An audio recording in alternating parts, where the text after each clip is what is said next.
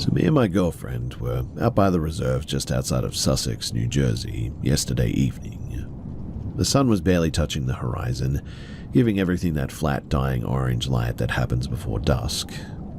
We wanted to hit the trail that cuts through the woods near the old reservoir, a spot that we'd been a dozen times before, but this time it felt off the second that we stepped off the gravel and into the tree line.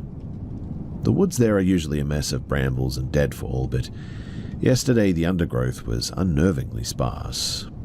The trees were tall, spaced almost perfectly, like someone had come through with a measuring tape to line them up. It was dead silent. No birds, no rustle of squirrels, not even the usual hum of wind through the branches. About 20 minutes in, we both just stopped as well. Right in the center of the path was a bird, a blue jay, or what should have been one. It was curled up in a tight, awkward ball. The thing was completely impossibly black, though. Not just dark or in a shadow, but like it had been spray-painted with matte black ink. There was no smell, and despite the warm air, the thing looked bone dry. I leaned in expecting to see ants or flies working on it, but there was nothing. It was just an empty, dark husk sitting on the dirt. My girlfriend then grabbed my arm, her grip digging in, and she looked pale, like she had just been hit in the gut or something. I didn't have to ask, though, because I felt it too. A heavy, tight pressure radiating from the center of my chest. And then it was like the air had suddenly dropped 10 degrees and got twice as thick. We didn't say a word. We just turned around and started heading back. The light was fading faster than it felt like it should have. And by the time that we were halfway back, the path behind us was already swallowed by a weird, sort of purple haze. And that was when we heard it. It started as a high, thin sound, a woman's voice, sharp and frantic, calling out for help. It sounded like it was maybe 50 yards behind us, but we kept moving, faster now, not wanting to run, but certainly wanting to be anywhere else but here. The voice, it didn't get quieter too. It shifted. 1 second it was like almost right on our heels, and then it sounded like it was coming from the treetops to our left. Then suddenly it was muffled, like it was being shouted from inside of a tunnel. The pacing was all wrong too. It wasn't the sound of someone walking behind us. It was like the sound itself was sort of popping in and out of existence, jumping between points in the woods. I never really believed in the old stories that my grandmother told me back home when I used to live with her, about things that mimic voices to pull you off the trail. But as we were speed walking toward the edges of the field, that same sound kept playing the same trick, getting louder when we were already ahead and then sounding miles away just as we were looking back. We broke out into the field, and the silence immediately snapped back into place. The crickets, they started up again. A car rattled by on the road in the distance, and the voice was now gone. We didn't talk about it until we got to the car because we were running so hard. We decided then and there, though, that we were not going to go back into those woods, not even when the sun was high, ever again, because there's certainly a difference between a weird noise and a weird noise that feels like it's hunting you. And this was definitely the latter.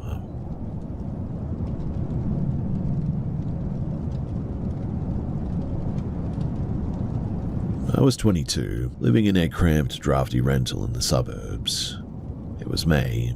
My life was a mess of academic burnout and the kind of crushing, hollow loneliness that always happens when you're 20 and convinced that you're going nowhere. I'd been spending my nights up late, reading texts about theology, trying to find some kind of structure to anchor my thoughts.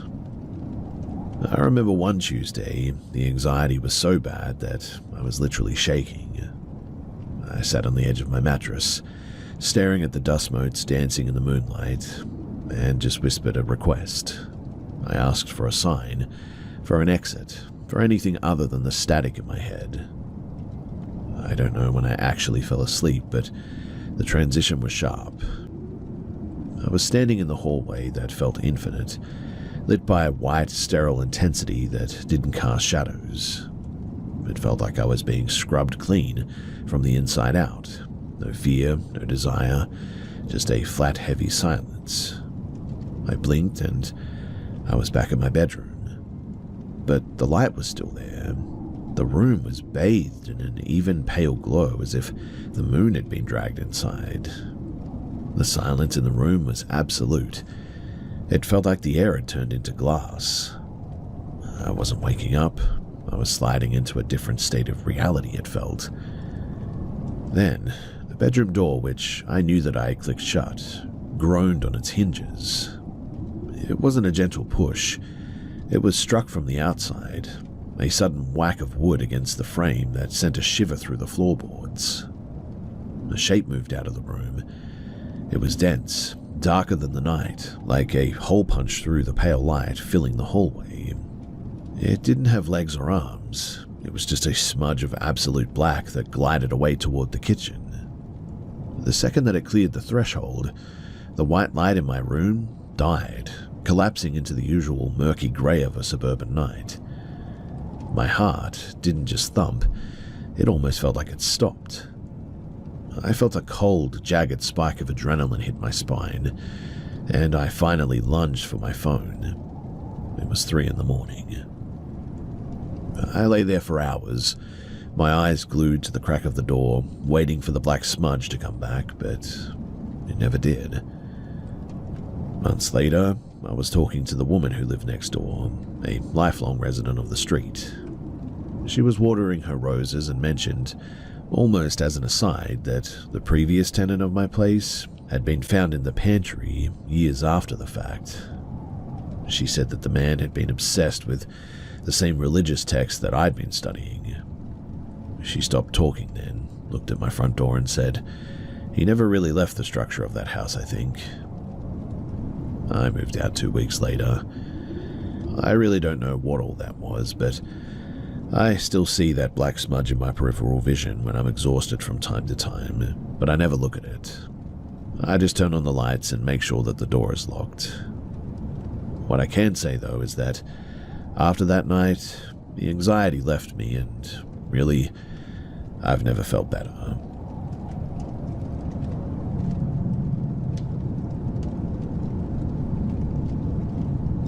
I was 10 years old in the summer of 1994, living on a sprawling, isolated acreage. My father, he ran a small-scale poultry operation. Nothing fancy, just a few hundred free-range birds protected by wire mesh coops, really. He was a man of patterns, though, and he knew his flock like he knew his own hands.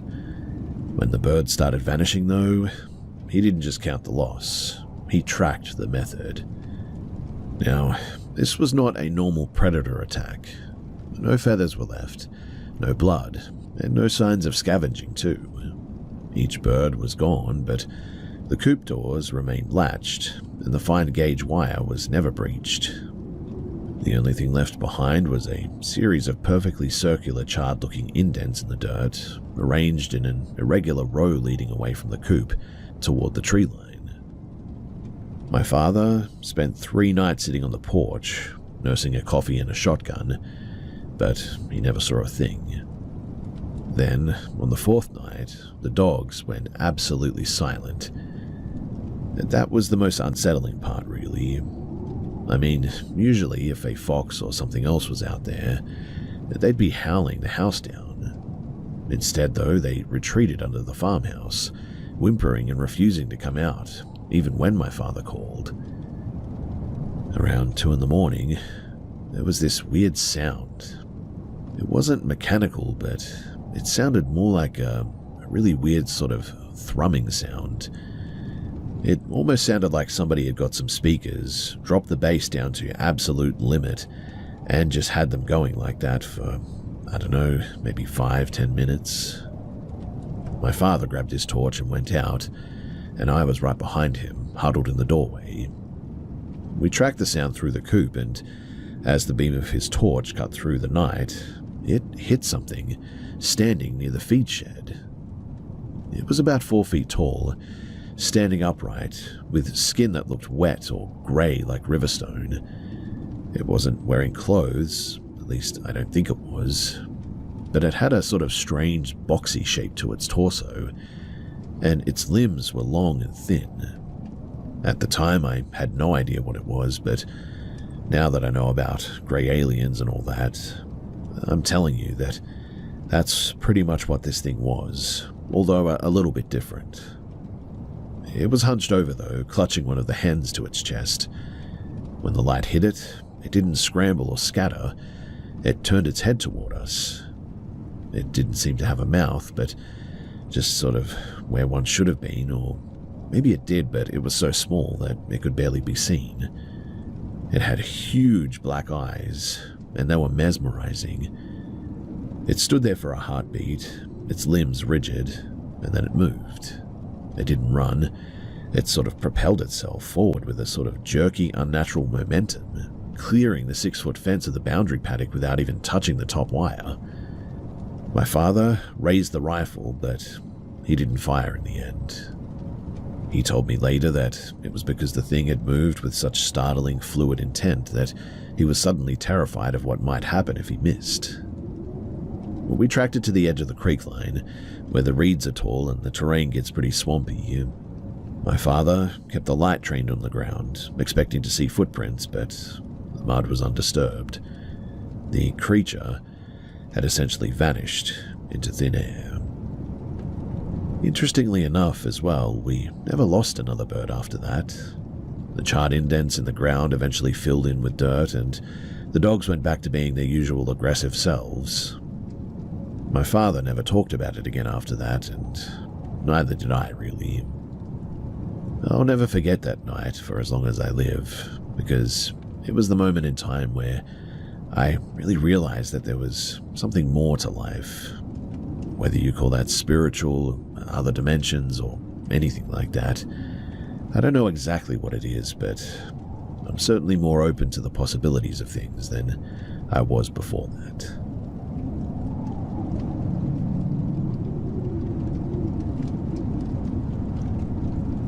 So my grandmother's house in suburban Ohio had been a museum of her own neurosis for like 40 years.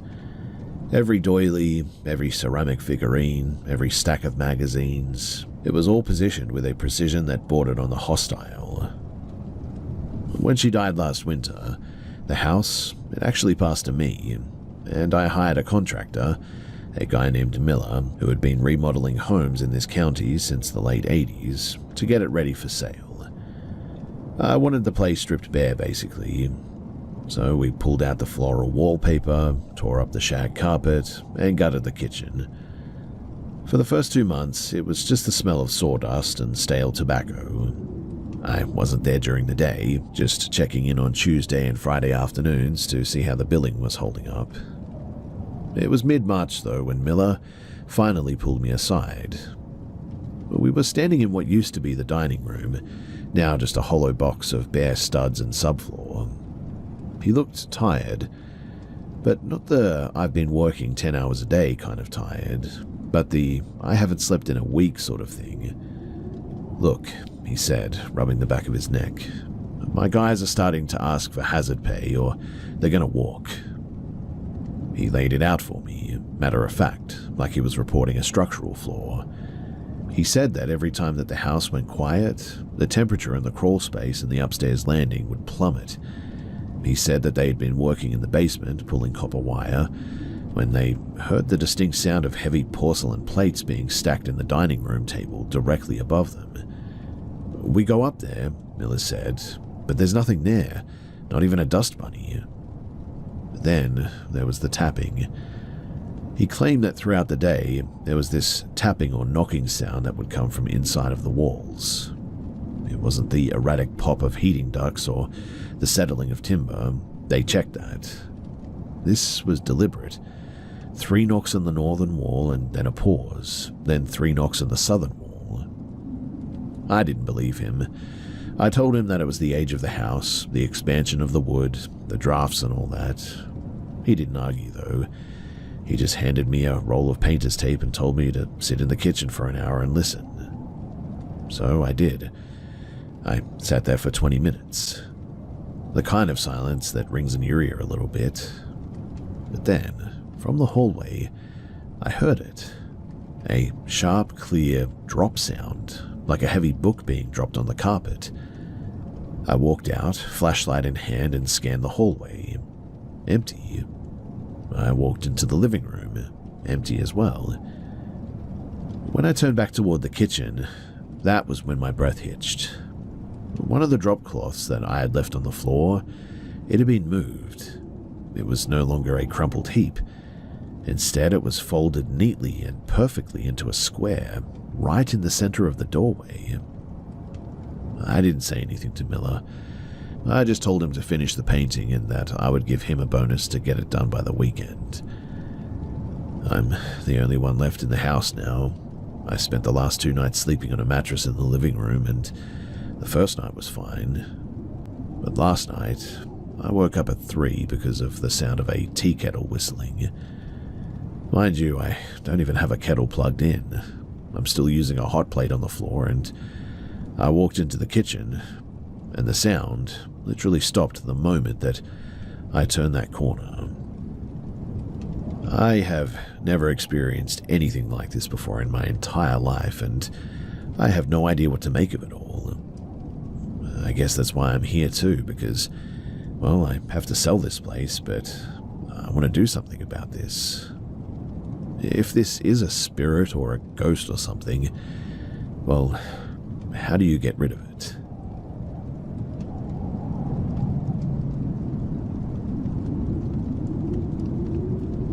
I was living in a duplex in Boulder, Colorado, back in the spring of 2022. I just finished my sophomore year and was staying through the summer to finish up a lab credit. It was a cheap, drafty place with thin walls and a landlord who didn't care about anything as long as the check cleared. My bedroom was at the back of the house, right up against a trellis that was completely choked with dead ivy. One Tuesday, sometime early in the morning, I woke up because the room felt really weird, like the air had turned into static. I didn't reach for my phone, I just laid there instead, staring at the closet door that I knew that I'd pulled shut before bed, because it was now hanging open 4 inches, showing nothing but a slice of pitch black interior. I figured that the latch was just loose. I rolled out of bed, stepped over to the closet, and gave it a solid shove until it clicked. The moment that I got back into bed, though, I heard it. The closet door suddenly swung open again, and this time, it sounded like something came out of it. It sounded like a heavy piece of meat hitting the carpet inside the closet, then a sliding sound over the carpet. I didn't move. My head was literally buried in the pillow, and I was focusing entirely on my breathing so that I wouldn't make any sound. The sliding then stopped, and for a solid minute, there was just silence. Then I heard a whisper. It wasn't loud, and it didn't sound like it was coming from the closet. Instead, it sounded like it was right against the back of my neck. "Still here" is what I heard. I reached under my bed, grabbed the flashlight that I kept for emergencies, and swung it toward the closet in one motion. The door, as I assumed, was wide open. The shelves were empty, though, just as I left them. But the back wall, the one that shared the space with the outside trellis, was covered in a fine, thick layer of well, I don't know what it was, but it sort of looked like frost. And right there in the center of this frost were 5 distinct long-fingered handprints, pressed deep into the drywall, the tips pointed downward. I didn't put on shoes. I just grabbed my keys, walked out the front door, and I sat in my car until the sun came up.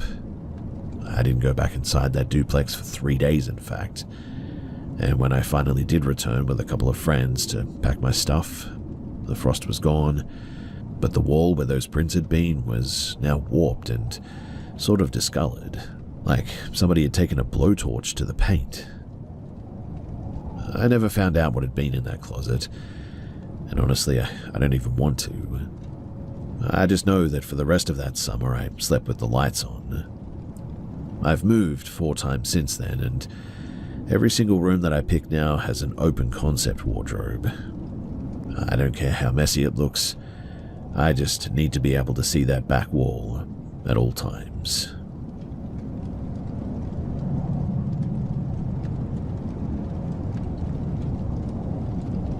So I'm currently living in a cramped 2-bedroom flat in a working-class neighborhood in Sao Paulo, Brazil. I share it with my sister and her 3-year-old. My father passed away about 3 weeks ago, and the lease is up at the end of the month, so we've been living in a state of just constant frantic packing. The place is honestly a maze of boxes at the moment. My father's old room is at the end of a short, narrow passage. Since he died, that location of the apartment feels weird, almost like it's pressurized, or makes my ears pop whenever I walk toward the door to grab a crate or something. It all started, though, with a weird smell, a sharp chemical scent like old hair tonic and bitter coffee maybe, the exact brand that he used to buy actually. My sister kept insisting that she'd spilled something, but we both knew that the cupboard was empty.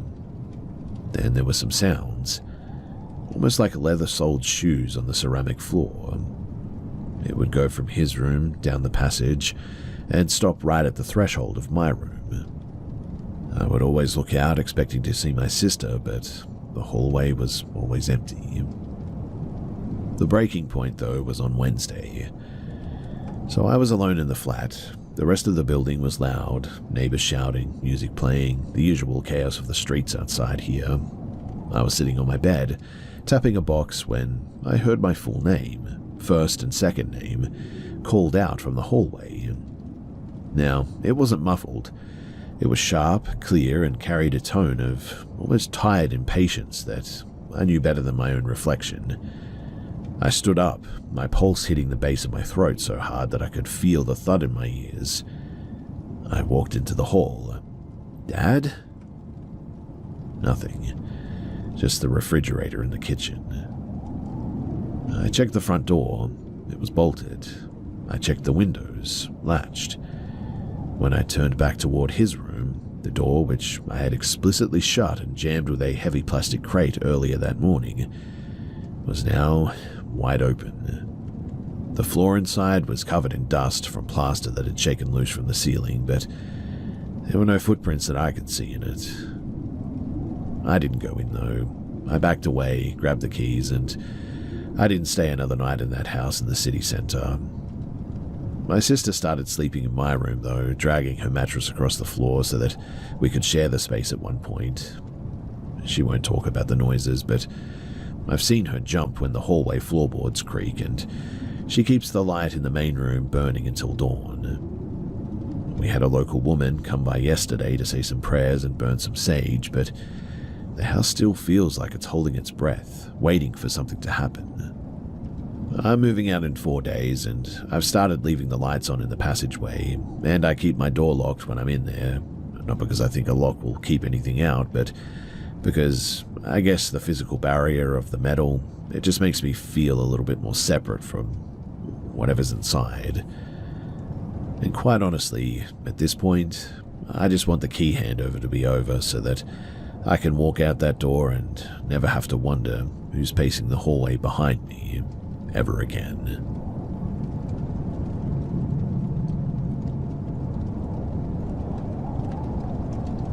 When I was about 6 years old, we lived in an old farmhouse in rural Manitoba, the kind that creaks in the wind and has a basement that always was damp. My bedroom was on the ground floor, right off of the main mudroom. It had a heavy oak door that stuck in the frame, required a solid shove to latch it shut, and I was an only child. So I spent hours mapping out the house, playing little games where I had to move from room to room without touching the floorboards that squeaked, things like that. One overcast day, in autumn I think it was, I was playing my travel game moving through the kitchen and into the mudroom. I went to pull the latch on the mudroom door, but it was already partially ajar, swinging with a slow motion. I looked through the gap, and standing in the center of the mudroom, facing the back door, was a person. At least it had the general structure of a person. Shoulders, arms, legs. but it was covered entirely in thick, uneven layers of moldy burlap, like a scarecrow that had been stripped from a field and stitched back together in a hurry.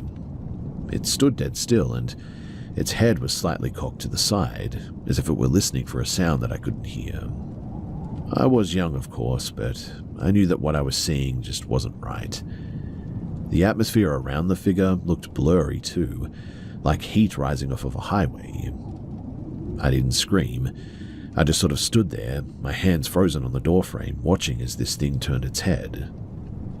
That's when I noticed that there were no eyes. There was no nose, just a cluster of what looked like really weird, dried, twisted straw poking through a tear of the fabric, if that's even what you would call it. It moved toward me, though, not walking, but sliding. And upon seeing that, I bolted. I scrambled into the living room and found my father working at his desk. I told him that there was a monster in the mudroom, a man made of rags. He didn't get angry. He just stood up, grabbed the heavy iron poker from the fireplace, and told me to stay put. He was gone for maybe 3 minutes, and when he came back he looked pale, his hands trembling as he set the poker down. He walked straight to the back door, checked the deadbolt, and then he checked the mudroom latch. He stood there for a long time, staring at the dust on the floor. "There's no one here," he said, his voice sort of tight. "But the back door was open and there's dirt everywhere." There were no footprints leading away from the house, and the soft mud outside of the back step was undisturbed, as if the door had been opened from the inside by something that didn't need to step across the threshold. My mother always said that it was the isolation and the harsh winters that made me imagine things, but she never did explain why they sold the farmhouse for half of its value in the end, or why my father spent the next 3 years sleeping with a shotgun under his bed. I try not to talk about it, to be honest, but every now and then I'll be in a thrift store and catch the smell of that sort of damp burlap, and immediately I'm 6 years old again, standing in that doorway, waiting for something that shouldn't be real to turn its head and to look at me.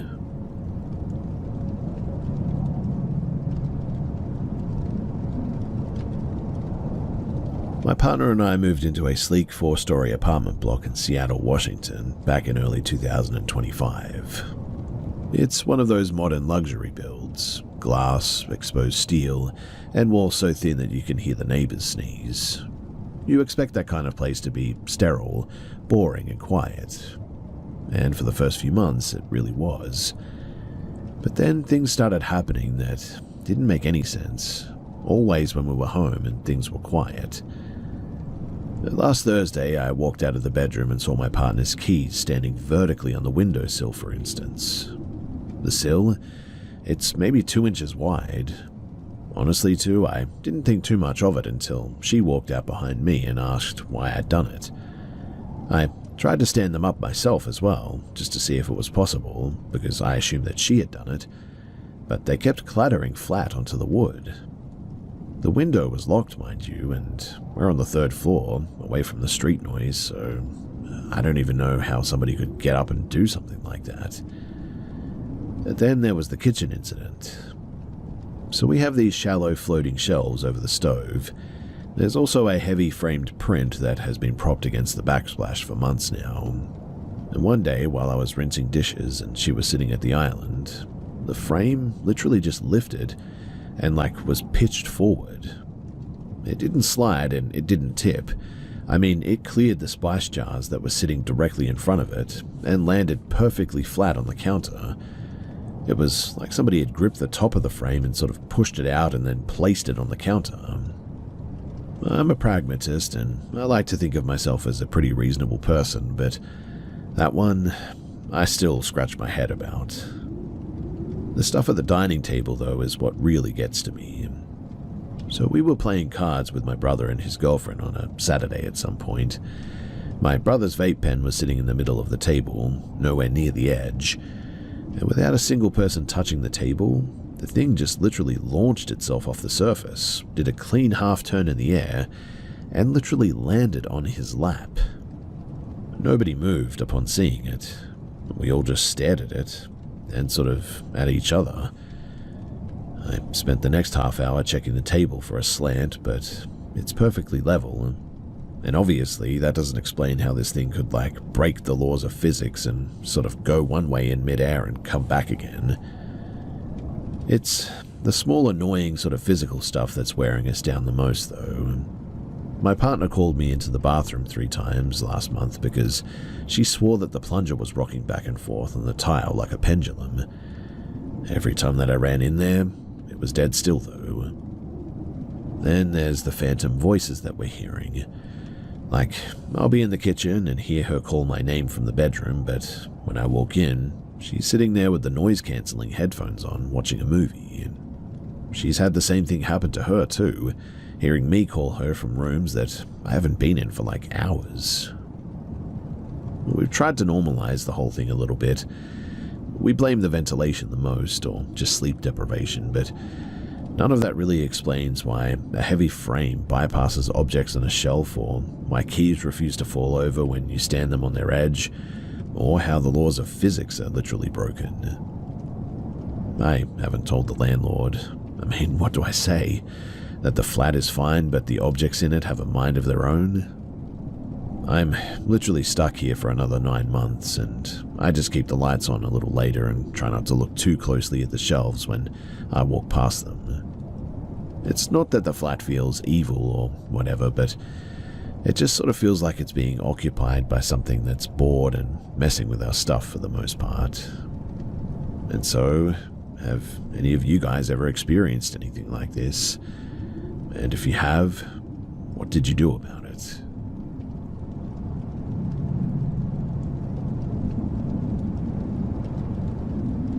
So I'm 26 and I live in Akron, Ohio, in a pretty standard 2-bedder above a dry cleaner. But nothing about the place is really off day to day. My older brother Danny lives with me too, but he works overnight shifts at a packaging plant about 3 nights a week, so on those nights, I'm alone. This happened on one of those nights too. It was a Thursday, pretty normal day overall. I ordered pizza, watched a show, fell asleep at around 1 in the morning, and there was no stress, no weird mood, nothing that would make me think anything unusual was coming. I woke up in a way that felt wrong immediately, though. Not like a normal I'm awake sort of transition. It felt like my mind came online before my body did, and I was fully aware, eyes open, but I had that heavy delayed feeling like my body hadn't caught up yet. I was on my back, which was already unusual for me because I always sleep on my side. The first thing that I noticed, though, was that the ceiling stain above my bed, it's been there since we moved in, and it's kind of shaped like a distorted outline of Texas if you look at it long enough. I've stared at it a lot just out of habit, so my brain locked onto it because it was familiar, but it was sort of moving all of a sudden. And then I noticed that the building was quiet in a way that it usually isn't. There's a guy downstairs who plays a guitar at random hours. It's not loud, but you can definitely hear it through the floor sometimes. That night, it stopped abruptly. No fading out, no last note, just kind of a cut-off mid-sound. It was sudden enough, too, that I remember thinking that he might have just stopped paying attention and muted the strings or something. Right after that, though, I noticed my closet door. I had definitely closed it before going to bed. I always do that. It helps me sleep, but now it was slightly open, maybe a few inches. Not wide enough to see everything inside, but just enough that there was a visible dark gap there. My first thought was that Danny had come home early and gone into my room for something. That seemed like the simplest explanation, so I sat there for a bit trying to confirm that idea in my head and watching this stain above me still moving, thinking that maybe I was just tired or seeing things. But I already knew something just didn't quite match up. I just felt it. I checked his car earlier that night before sleeping, in fact, like I normally do, and it wasn't there. Parking in our lot is pretty tight, so I always glance out before bed just to avoid getting blocked in the morning. So I was pretty confident that I was alone in the apartment. And I also remember very clearly that the closet wasn't just open, it felt like something was inside of the gap. That's the only way that I can describe it. Not visually at first, but mentally, like my brain picked up on something being present before I fully understood what I was looking at. The darkness in that opening, it felt denser than it should have, like it wasn't just an empty space. I tried to move or call out, but it just didn't come out properly. It wasn't paralysis exactly, but my body just wasn't responding the way that it normally would. More like delayed commands than full control.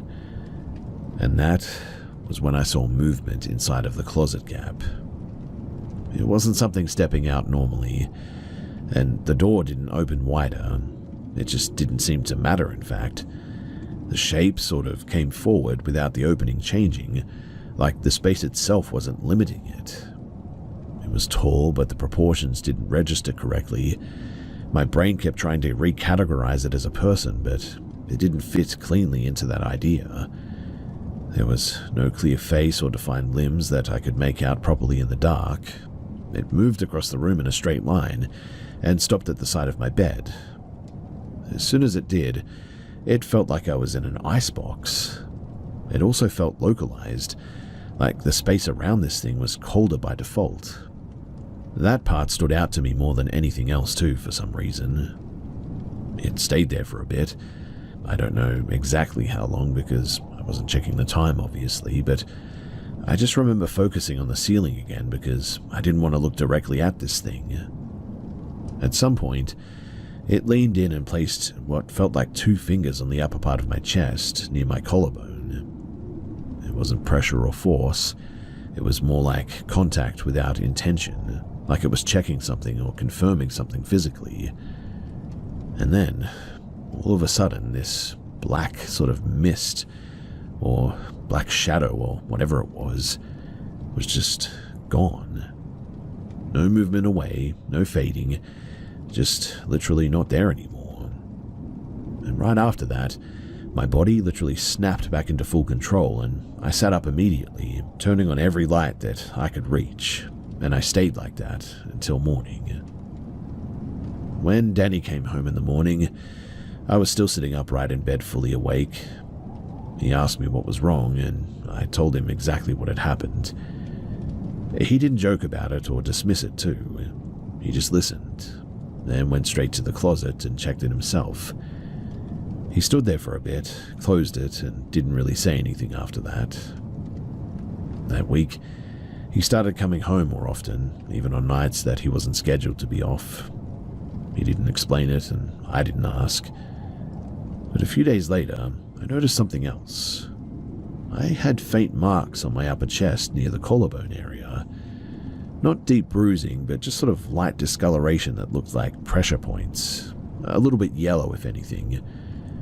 I checked for any possible physical cause, like sleeping position, clothing, anything that I could reasonably link to it, but nothing fit cleanly. I did take a photo of it, mostly to track it, thinking that it might fade or change or something, and I still have that, but I've looked at it more times than I should have, trying to convince myself that there's a normal explanation, that I'm just missing somewhere here. So far, though, I genuinely haven't found one that fully holds up without forcing it.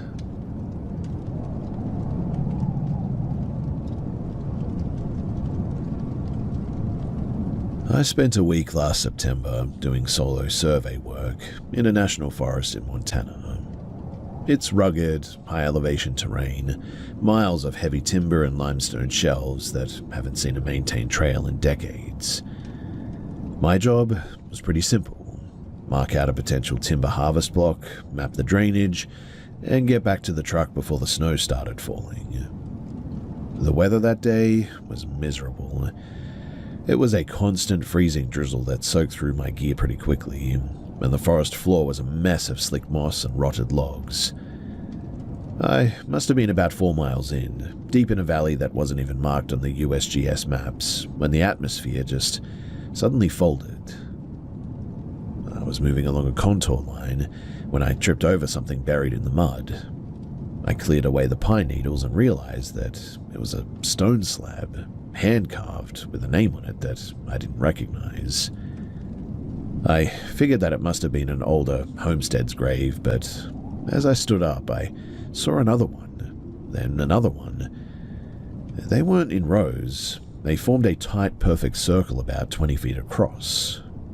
The center of the circle was just bare, churned-up dirt, devoid of any plant growth, despite the surrounding forest being choked with ferns and brush. I pulled out my compass, though, to get a bearing on the drainage, but the needle was absolutely wild in this location. It wasn't just drifting, it was spinning in a slow, deliberate circle, like it was caught in a whirlpool or something. I tapped the housing, thinking maybe that the fluid had leaked, but it just wouldn't settle. And that's when I heard some snapping. It sounded like a heavy branch being broken. Then there was another one, rhythmic and paced. It was coming from the edge of the circle. I swung my head around, my boots sliding in the mud, but there was nothing, just the grey, wet trunks of the pines. Then I saw it. About 30 yards out, there was a silhouette standing between two hemlocks. It was impossibly tall, and its limbs were too long, hanging down to its knees at least. It wasn't standing on the ground, too. It honestly looked like it was wedged between the trees, its body sort of contorted to fit the space. I didn't yell. I didn't reach for my radio. I just turned and I started walking. The pacing started immediately. Whatever it was, it began moving parallel with me, just outside of my range of vision. Every time that I stepped over a log, I heard a very heavy crunch in the brush to my left. Every time that I stopped, the sound of movement would cease a few seconds later, followed by the wet rustle of leaves. It wasn't an animal. Animals move sporadically, or they freeze. Whatever this was, it was tracking me, and it was matching my pace, staying in the blind spots behind the thicker stands of the timber. I picked up the pace at this point. I was stumbling over hidden roots, my lungs burning in the freezing air, not daring to look behind me. I could hear it breathing, though. Not a ragged animal breath, but a low sort of wheeze that seemed to vibrate the air around my ears a little bit. It sounded like the air was escaping from a puncture, maybe, or something. I reached the gravel access road after what felt like hours of just dead sprinting through the brush. The moment that my boot hit the loose stone of the road, the sounds suddenly stopped. Total, absolute silence. I walked the remaining 3 miles back to my truck in a really weird state. My hands were shaking so violently that I couldn't get the key into the ignition on the first try. I didn't report it. I didn't mention the graves, the compass, or the thing in the timber. I just finished my shift, packed up my gear, and drove until I hit the interstate. I'm back in the office now, doing grid data analysis, but I'm convinced, too, that the needle, it didn't break. It was trying to tell me that the magnetic north of that valley was somewhere else entirely. I have to go back out into the deep woods again at some point, and after this, honestly, kind of dreading it.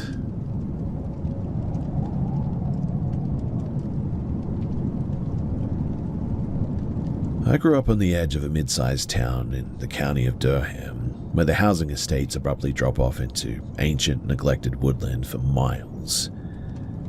My friends and I spent every weekend in those trees during the spring of 2022. It was a local tradition to head into the scrub, build a fire, and drink until the early hours. I'm a structural technician by trade, so I'm used to reading environments and checking markers and whatnot. I'm not the type to get spooked by the wind or anything, in other words.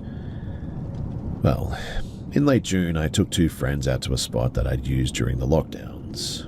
I'd hauled an old, rusted-out metal wheelbarrow into a clearing back then, repurposed it into a fire pit, and lined it with some river stones. It was really my North Star for that patch of woods, too. Except, when we got out there, the landscape refused to cooperate. We walked for 2 hours, and The clearing, the wheelbarrow, and the distinct Y-shaped oak that marked the trail were all gone. It was like the forest had been sort of rearranged almost. Frustrated, we just pitched our gear into a random hollow and we got a fire going in the end. Around 11 p.m, one of the lads, Mark, decided the dark was getting to him and he wanted to head back to the streetlights. I volunteered to walk him to the perimeter. The walk out was pretty uneventful really, but on the return trip, about 300 yards from our fire, I swear to you that I heard a voice. It was a man's voice, monotone and flat, calling my name from the dense brush to my left.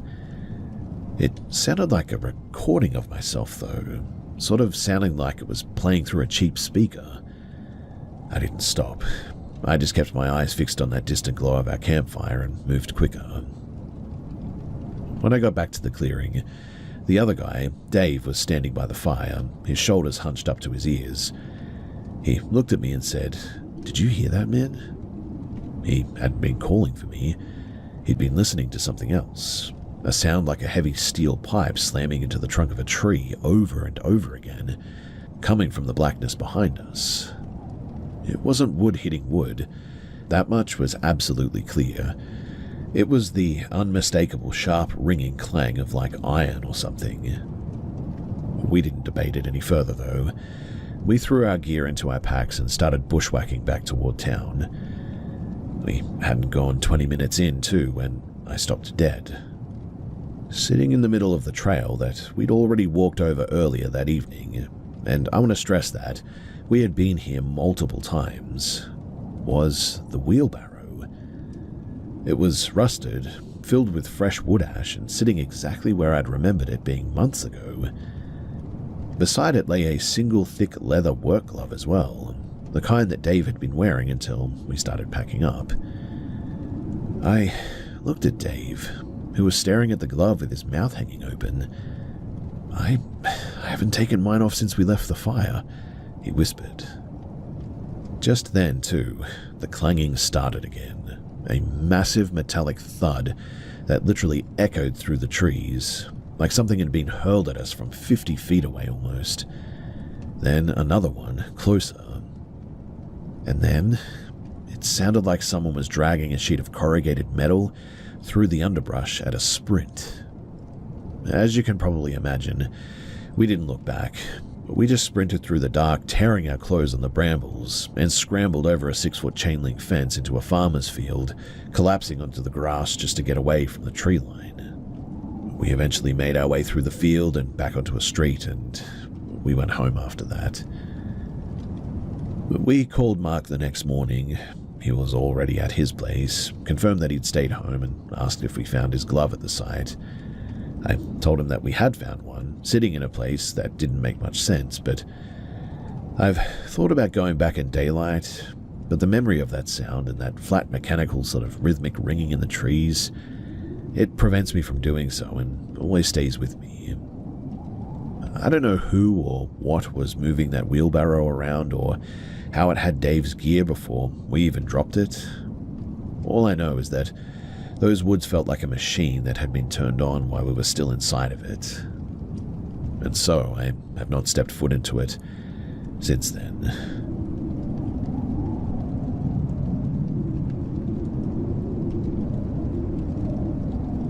Back in 2017, I was 19 and living in a concrete-heavy brutalist apartment complex on the outskirts of Munich. It was a bleak time in my life, really. Lots of cheap synthetic drugs, aimless nights, and people who were just sort of hollowed out as much as I was. I met Elle at a basement party in a suburb near Parsing. She was really an outlier too. The room was a chaos of loud music and frantic energy, but she just sort of sat there in the corner chair, perfectly still, watching the rest of us like she was taking notes. We didn't talk much, but the way that she held her gaze, that always stuck with me. 5 years later, in 2022, I was at an illegal warehouse rave. It was a sensory overload too. Strobe lights, heavy bass, people sweating through their shirts. And out of nowhere, She just sort of appeared in the crowd. And the weird thing is that she looked exactly the same, as if she hadn't even aged a day. We spent the night together in that manic, chemically fueled bubble. She was intense too, clinging to me with a kind of desperate focus that felt more like she was trying to read my thoughts than actually have a conversation. When I finally left the club, I accidentally kept her sweater though. It was a petty, stupid excuse to reach out again, but I sent her a message and she came over 2 nights later. Now, the moment that she stepped into my apartment, the air suddenly just changed. It felt thin. She didn't walk like a person, too. She moved with a sort of fluid, predatory grace that made the room feel smaller. She sat on my couch and, without any preamble, started talking about a friend who had cheated her. She described locking the door to her flat, sitting the person down and carving into their back with a box cutter. She didn't sound angry. She sounded bored when she said it, like she was describing a tedious chore. I sat there, my hands locked down between my knees, trying to keep my breathing even. I didn't want to challenge her. At this point, I honestly just wanted her to leave. We went through the motions of sleeping together though, but it felt like I was sharing a bed with a mannequin almost. Cold, unresponsive, and deeply fundamentally wrong. When she finally walked out at 4 a.m, the silence in the apartment felt like a literal physical weight had lifted. I went dark on her after that. I blocked her number and changed my routines entirely. 2 months later, though, I was struggling with a heavy bout of insomnia at one point. It was maybe around 11:30 on a Tuesday, and I was walking to the 24-hour kiosk to get some cigarettes, and my phone buzzed in my pocket. There was a Snapchat notification. I opened it, and a high-contrast photo of my front door, taken from the hallway, was there. I was confused at first. I didn't even realize it was my door at first, to be honest, but when I did, my stomach turned. I didn't open it. I waited a heartbeat, in fact, and another notification popped up. A photo of my welcome mat, taken from inside of the stairwell. Then a third, the view of my apartment window from the service alleyway outside. No text, no emojis, just the documentation of my perimeter, it seemed. I didn't go back to the apartment after that. I went to a friend's place instead, stayed on his floor for 3 days, and then moved my stuff out while he stood guard in the hall. It was another 2 years as well before I saw her again. I was at a crowded pub, minding my own business, when I felt pressure on my shoulder. She was standing right behind me. Her face was a mask of cold and sharp fury. She didn't ask how I was. She just leaned in, her breath warm and moist, and whispered, "Why are you telling people that I'm sick?" Again, the air around us suddenly changed, and it seemed like it was humming. That same low artificial frequency that I had felt years ago. I didn't look at her. I didn't even finish my drink, in fact. I just walked out the back door, and I didn't stop until I was 3 blocks away, checking over my shoulder every 10 feet. I moved to a different city a month later after that. And look, people call it a toxic encounter or a stalker situation, but I just really don't think that that captures it entirely. It honestly felt like I was being hunted by, well, someone who wasn't playing by the rules of, human social interaction at all. I have seen her since then, but thankfully she hasn't seen me, and my first instinct is to always sort of want to say hello, but then I get that same gut feeling, and I always back out.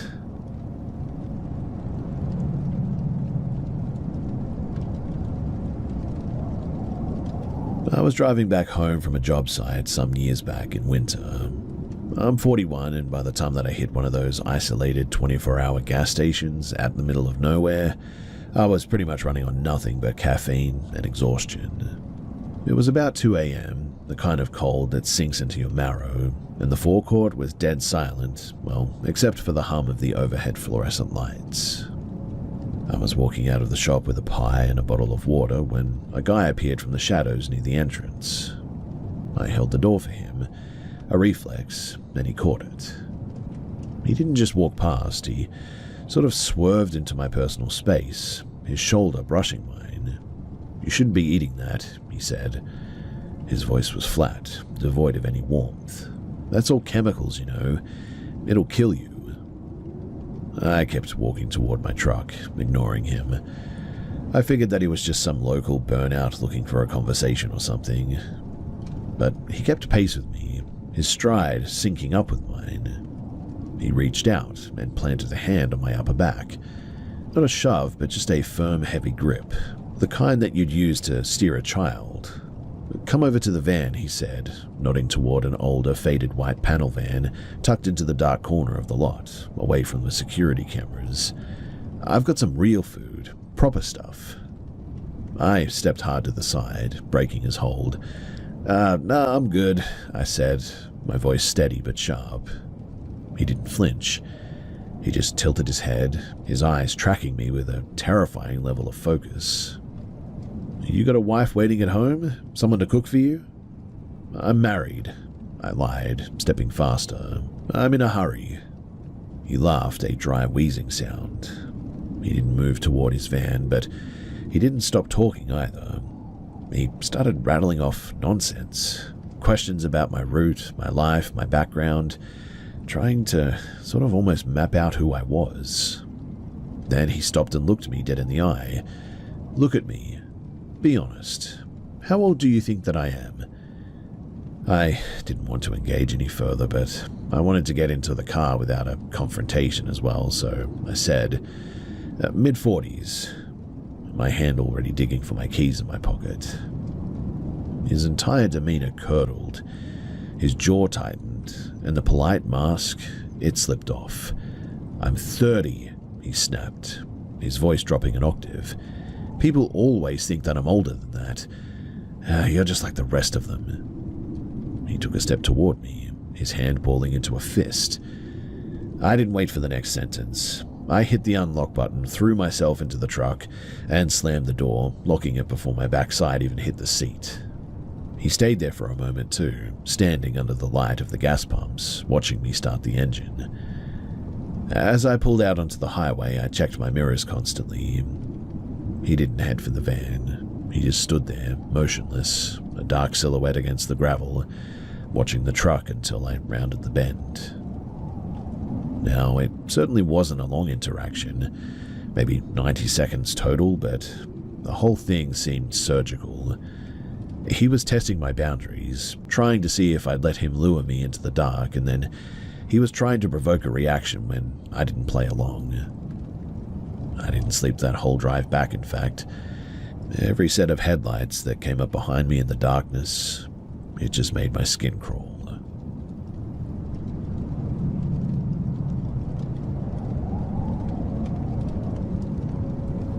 I was 25 last November, heading home after a big day of surfing. I'd also spent the evening at a bar with some friends, and like I'd done dozens of times before, I pulled out my phone and ordered a rideshare. It was roughly 2 a.m. and the streets were mostly empty, and I was pretty exhausted after a really big day. The driver picked me up a few minutes later, a man who didn't say a word when I climbed into the back seat. I buckled up, pressed my forehead against the cool glass of the window, and I sort of started to zone out. We were about 10 minutes into the trip, heading down a stretch of road that bordered a decommissioned industrial park, when the car suddenly slowed down. He didn't pull into a driveway, he just sort of veered toward the shoulder and came to a stop. The engine kept ticking over, but there was really no reason to stop here. Hey, I said, leaning forward. Why are we stopping here, man? Is everything okay?" He didn't turn around. He just sort of shrugged, a slow, stiff movement of his shoulders, and mumbled something in a language that I didn't know. His tone was jagged, not confused, but calculated, like he was almost waiting for something to happen. He reached toward the center console, picked up a plastic water bottle, and began to shake it, the plastic crinkling sharply in the silence of the car. He kept murmuring, "Water, water," over and over again. My gut sort of dropped. This wasn't just a mismatch in conversation. It seemed more like a performance. I reached for the door handle, but it wouldn't budge. "Unlock the doors," I said, my voice rising now. He stopped shaking the bottle. He didn't look back. He just kept staring out of the windshield at the darkened warehouse. And this is when I panicked and fumbled for the manual override. It felt like I was moving through thick water, the seconds stretching into minutes while my fingers clawed at the trim. The moment that the lock clicked, I didn't wait. I shoved the door open and threw myself out onto the bitumen. I didn't look back, too. I just ran. I hit the emergency call on my phone with shaking hands as my boots scrambled for traction on the pavement. I heard his driver's side door creak open behind me. I risked a single glance over my shoulder, and I saw him step out of the car at one point. He took 3 long, deliberate strides in my direction, and then stopped dead. He stood there for a beat, a silhouette against the industrial gloom, watching me sprint away. Then, just as abruptly, he turned, got back into the vehicle, and pulled away into the dark. I stayed on the line with dispatch, sprinting toward the glow of a distant gas station until I found a well-lit corner near a busy intersection. I didn't stop moving until I was surrounded by the noise of traffic and the security lights of a shopfront. I reported the incident, but there was little that they could do. I've spent months trying to rationalize it. I mean, maybe he was having a medical episode, maybe he was exhausted, but that doesn't explain the door locks or the way that he waited for me to exit before stepping out himself. Honestly, it felt like a trap that just didn't snap shut simply because I refused to stay inside. I still use rideshares from time to time, but I don't look out the window anymore at all. I intently watch the map, I check the locks the second that I sit down, and I listen to that low primal alarm in my gut that warned me long before the car even stopped. Some things don't need a logical explanation to be dangerous. Instead, they just need an opportunity.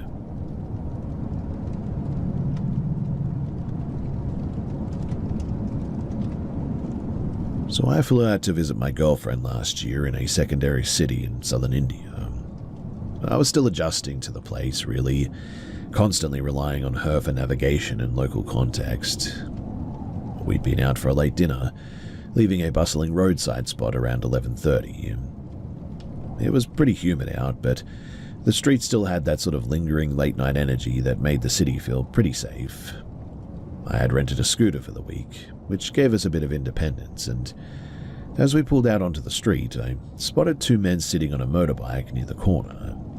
Their engine was idling, and they were perfectly motionless, just watching the traffic. It was a pretty common sight, really, but for some reason my gut gave a sharp, unbidden warning. I didn't say anything to my girlfriend, just sort of focused on the road at first. A few minutes into the drive, I checked my side mirror, and the same bike was behind us. I told myself, though, that it was just shared traffic. But when I slowed down near a brightly lit shop under the guise of checking my phone, they slowed down too, staying back in the shadows, keeping a deliberate fixed distance. When I pulled into the flow of traffic, they did the same too. That was when the static hit my brain. I leaned back and whispered, "Do you see that bike behind us?" My girlfriend's posture stiffened instantly. "Yes," she breathed. "They've been there since we left." It was around this time, too, that the city really began to thin out. We hit stretches of road where the shops gave way to dark, looming walls and stretches of unlit pavement. I realized then that I couldn't risk leading them to her apartment, so I asked her for the nearest police station, my heart now racing 1,000 miles an hour. We started testing them too. I took a hard right, then a jagged left, cutting through narrow residential lanes. They mirrored every single move. always keeping the same predatory gap, never closing in and never falling away. This was a controlled hunt. Suddenly, they throttled up though. The engine whined as they tore past us, pulling up sharply about 30 meters ahead. They stopped their bike sideways, effectively barring the lane. This was a blockade, plain and simple. Seeing that, my adrenaline instantly spiked, that cold, crystalline clarity where everything slows down. I didn't stop though. I slowed just enough to lull them into thinking that I was about to yield, and then I yanked the handlebars, swerving into a tight gravel-strewn side alley that felt like a suicide mission at first. My girlfriend shouted directions, her voice tight with terror, guiding me toward the precinct that she'd been tracking on her phone. We skidded into the precinct driveway, the scooter's tires kicking up dust as I slammed it to a halt right in front of two officers standing by the entrance. The two men on the motorbike, they didn't even slow down. As they roared past the station, one of them turned his head, shouting something guttural and sharp into the night, but they didn't dare stop. They vanished into the dark as quickly as they had appeared. My girlfriend, she spoke rapidly to the officers in their local language, her hand shaking as she gestured toward the street. They didn't brush us off too, thankfully. One officer mounted his bike and tore off in the direction that the men had fled, while the other waited with us until he returned. They also ended up escorting us the rest of the way to her flat. Now, obviously nothing happened in the sense of like physical confrontation, but the intent, it was clear as a physical blow. The way that they had mirrored our movements, tested our reactions, and coordinated that blockade, it was a practice lethal efficiency. I didn't sleep at all that night too, or the next really. Every time that I closed my eyes, I could see that bike idling in the shadows, waiting for us to just make one wrong turn. I've traveled all over the world, but that night, it changed the way that I moved through the world forever. I don't just look for where I'm going anymore. I now look for who is watching me go there.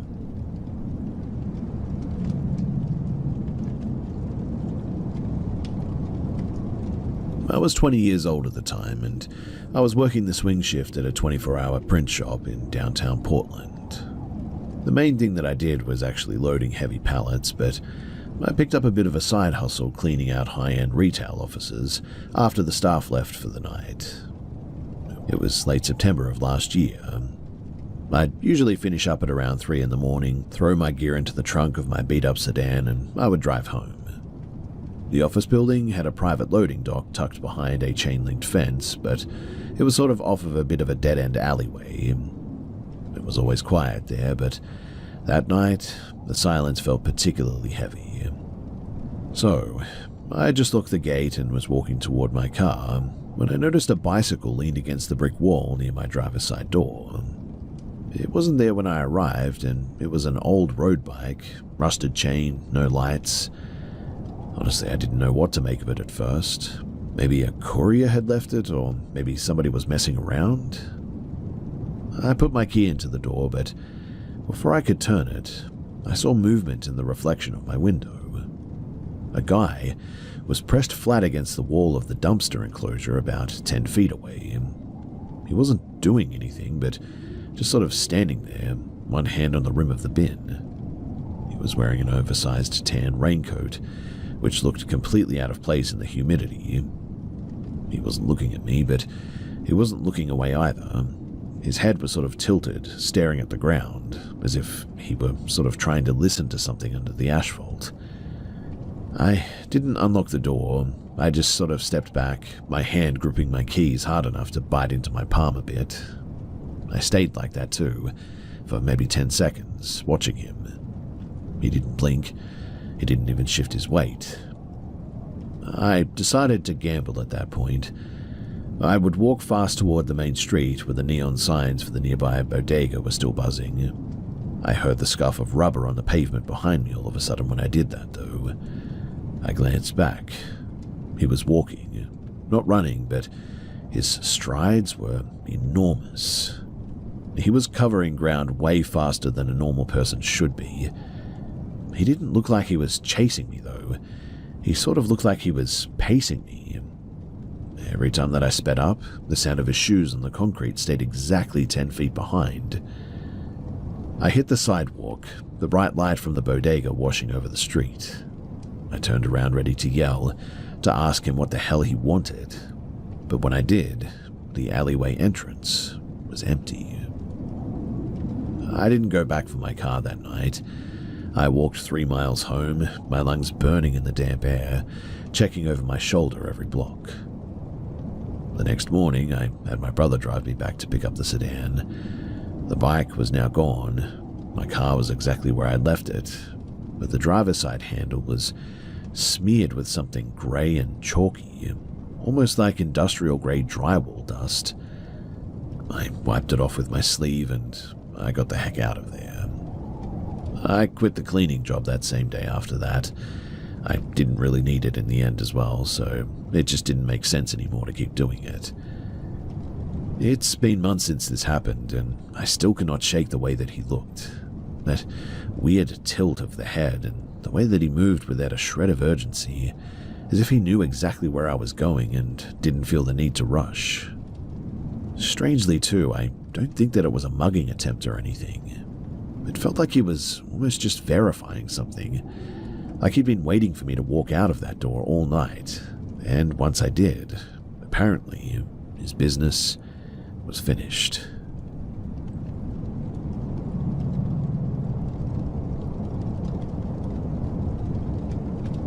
So I was helping my cousin clear out some brush on a piece of scrubland that he'd just bought, out past the Hawkesbury River, north of Sydney. This was back in mid-July. The lot, it was a total disaster too, choked with lantana and overgrown wattle, bordering a dry creek bed that acted like a natural funnel for the wind. It was the kind of place where you could walk 10 feet into the bush and you would lose sight of the road entirely.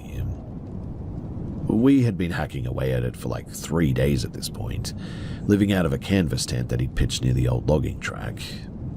The nearest town, that was a good 20-minute drive away, and at night, the silence out there was really heavy. It was our second night. The sun had dipped below the ridge at around 5:30, and the temperature had plummeted. We were sitting by a small fire, eating some very nutritious dehydrated meals, when I saw the first blink of light.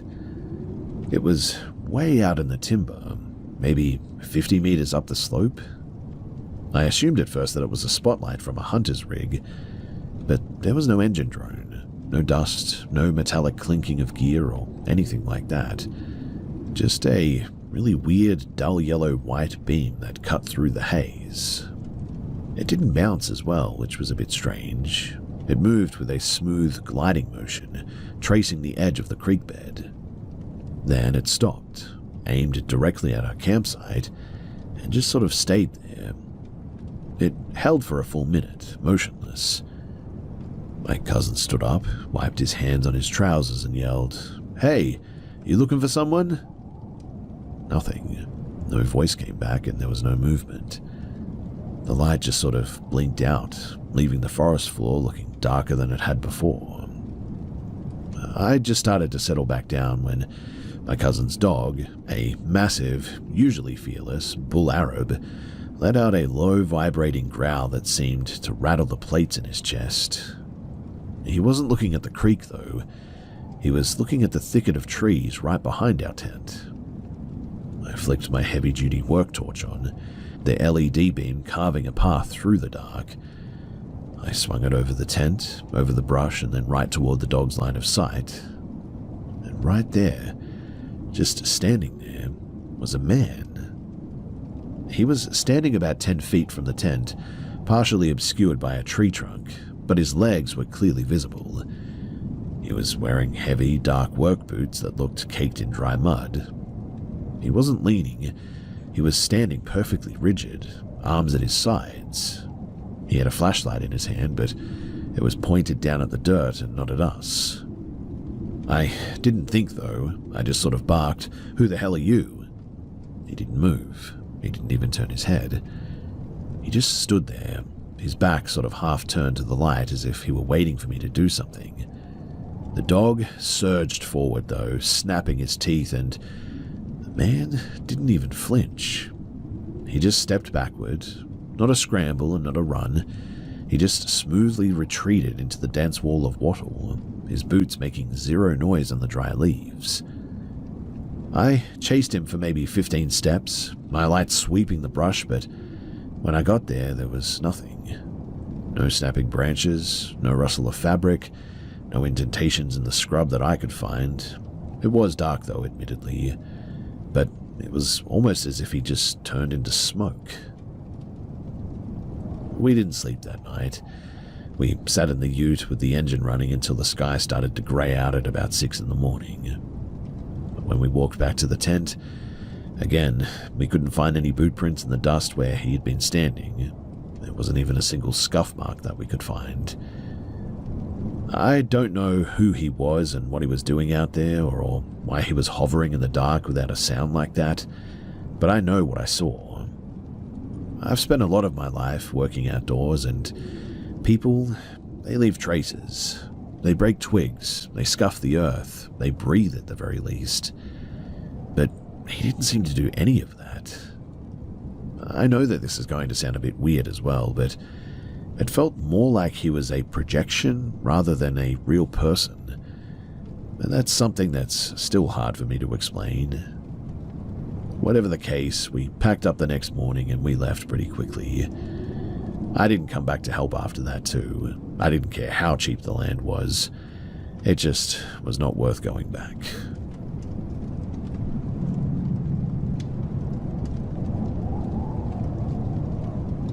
I'm a mechanic, and so I don't really believe in things that I can't put a wrench on or fix with a diagnostic tool.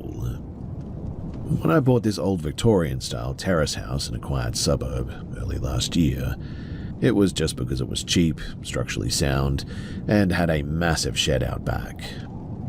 I'm a rational person too, and so if something breaks, I tend to just try and fix it. If the house makes noise, well, that's just the house settling too. The first few weeks there were fine too, but then I started getting this feeling. Like I'd walk into the living room and the temperature would drop like 5 degrees in a second. I figured that it was just bad insulation in the floorboards. I'd been working on a project in the kitchen, and so I grabbed my coffee and I put it on the counter. I would then turn around to grab a tool or whatever, turn back, and the mug would be sitting 3 feet away, right at the edge of the granite. Every time I was obviously pretty weirded out by that, but I blamed it on my own distraction and nothing else. Then there was the radio in the garage. So I have this old transistor radio that I use for background noise while I'm stripping engines.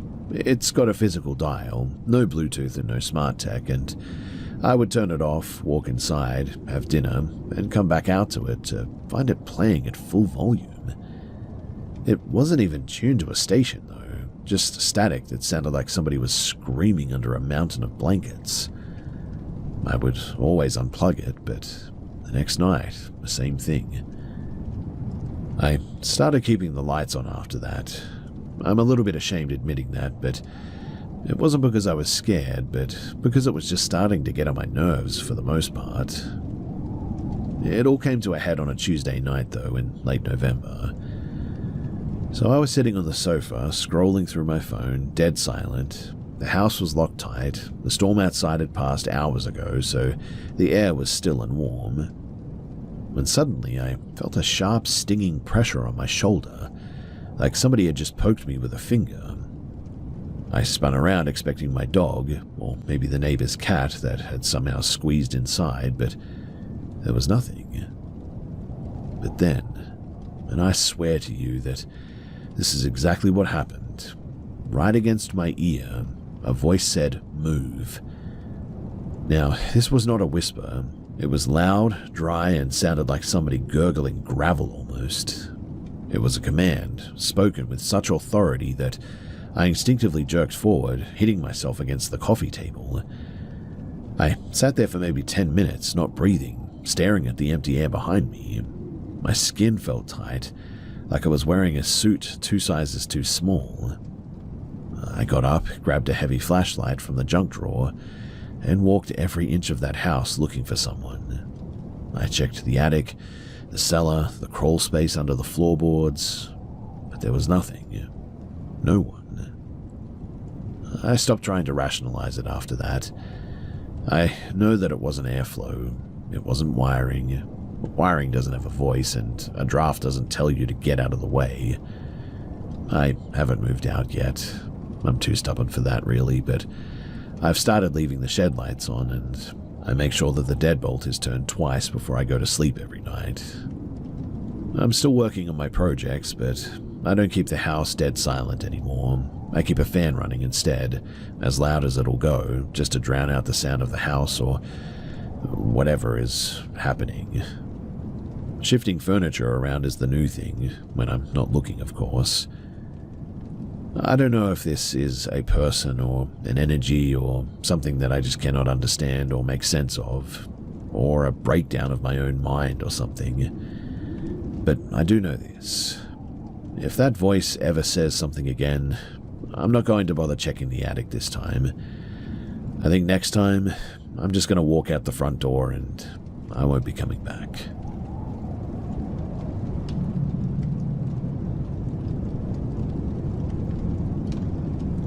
So I grew up in a tightly packed cul-de-sac in the suburbs. You know the type. Brick veneer, uniform driveways, and back fences that are thin enough to hear your neighbors sneezing. It was 2012. I was 15 and I spent most of my time hanging around the park at the end of our street. There was a kid in our year who lived 3 houses down. He was quiet, the kind of person who seemed to fade into the background until he wasn't there at all. And one morning, the street was filled with unmarked cars and people in suits. We found out later that he'd actually ended himself in his bedroom. The mood of the cul-de-sac, it shifted overnight immediately after that too. For about a week, it was honestly just really sad. But then, the weirdness started. Now, it wasn't a haunting in the classic sense. It was just movement, really. My dad, who was a shift worker, started complaining about somebody pacing on our roof at 3 in the morning. He even climbed up there with a flashlight a few times, convinced that somebody was up there. A local thief is what he would say. But he never found anything. But the sound, the sort of heavy scruff sound on the roof, the rubber soles against the terracotta tiles, really, it would happen while he was standing directly underneath it in the kitchen. Which I think is why he was so convinced in the end. One night, though, I woke up because my dog was whining at the bedroom window. I pulled the curtain back. The street was bathed in some light, and across the road, sitting on the edge of the neighbor's secondary story balcony railing, was a figure. It was hunched over, knees pulled up to its chest. It looked a bit like a gargoyle cast in the shadow. I stood there, my forehead pressed almost against the glass, trying to reconcile the silhouette with a human shape. When I reached for the latch to slide the window open, the figure just sort of folded, is the best way that I can put it. It didn't jump, it didn't climb down, it just sort of folded in on itself, into the dark, and then just sort of, well, it was gone. The banging started at the house between ours and this kid's shortly afterward too. The people there were an older couple, and they swore that somebody was pounding on their interior hallway walls at night. They even had a builder come out to check the foundations, thinking that maybe the house was moving drastically or something, but he never found anything. And then, just as quickly as it had started, the cul-de-sac just went quiet again. There were no footsteps anymore, no shapes on railings, no banging on roofs or anything. The house that the kid lived in stayed empty for 3 years, too. Eventually, though, a young couple with a 4-year-old girl moved in. They were friendly, too, the kind of people who put up fairy lights for Christmas and kept the lawn pretty much pristine all the time. The little girl who lived there was always bright and loud. But about 6 months in, she stopped playing outside, and I didn't see her for a long time. I would see her sort of sitting in her bedroom window sometimes, just staring out at the park, not moving for hours. Her parents told my mum at a block party that she had started having night terrors apparently, screaming that the boy was standing in the corner of her room, asking for his belt back. They moved out 6 months after that. The house was sold to a rental company and it's been a revolving door of tenants ever since then, none of them staying longer than a year. I'm 29 now and I've moved to the city, but I still drive past that cul-de-sac sometimes when I'm visiting my parents. That house, it always looks different from the others. The paint is just a little bit duller, the weeds in the front garden a little bit taller, and look, I don't believe in ghosts really, and I don't believe in curses or anything like that, but I do believe that some places hold on to events until they leave a stain. Whatever happened in that room, it doesn't seem like it was just a tragedy. It was something that didn't know how to stop being present, and it's never left that place since then.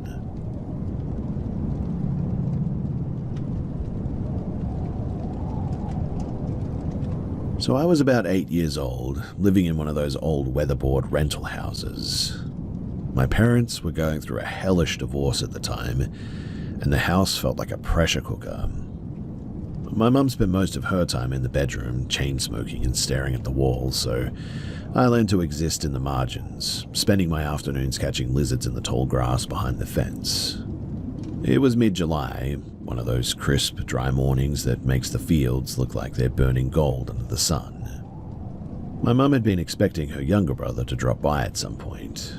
She'd been jittery all morning, pacing the kitchen floor and checking her watch every 10 minutes. Around 7 a.m., I would say, I heard the screen door rattle. I figured that it was my uncle, but when I walked into the kitchen, the room was empty. I walked out the back door into the landing, and there was a boy sitting on the bottom step, hunched over the dirt. He was wearing a faded navy blue polo shirt and jeans. He looked about my age, maybe a little bit taller, and he had hair that looked like it had been cut with kitchen scissors almost, a little bit choppy, not professional. I genuinely wasn't scared too. I just walked down and sat next to him. He was playing with a jagged piece of quartz or something, digging into the soft earth between the boards of the stairs. He sort of looked at me, but he shifted over a few inches to make some room. I started rambling about school, about how loud my parents had been fighting the night before. He didn't say a word though, just kept scratching that rock into the dirt. I remember the way that he moved though. Every gesture was sort of really slow and deliberate, like he was underwater almost.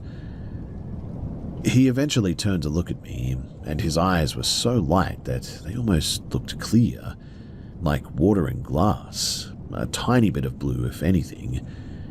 He pressed the rock into my palm and closed my fingers over it, and it felt like I was holding an ice cube, even in the morning heat.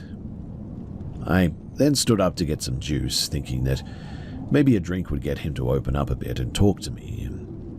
I took 2 steps toward the back door, felt a weird prickle on the back of my neck, and turned around to tell him to come inside and get a drink, but when I did, he was gone.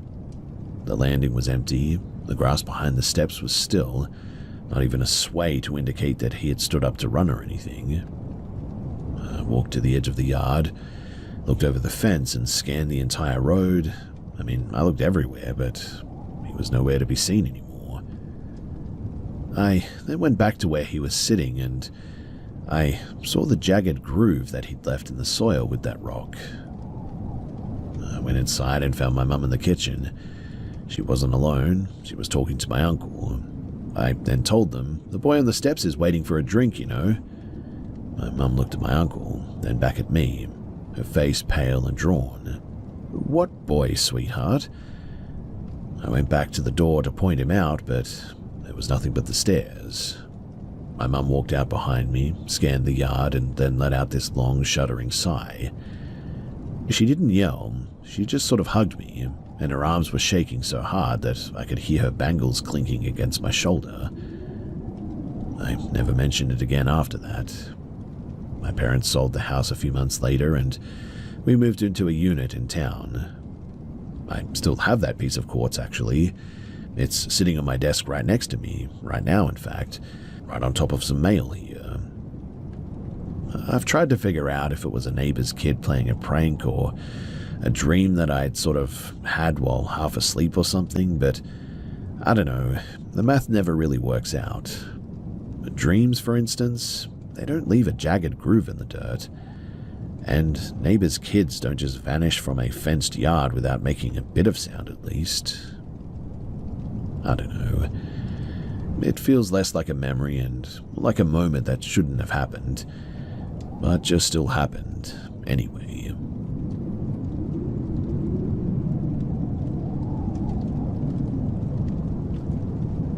I was about 12 years old when my parents dragged us out into a rental in a semi-rural location. This was back in 2014, and the place was a brutalist-style construction. Nothing but exposed concrete, floor-to-ceiling glass, and a spiral staircase that felt like a death trap in the dark. We moved in, though, around midwinter, and the house was always freezing.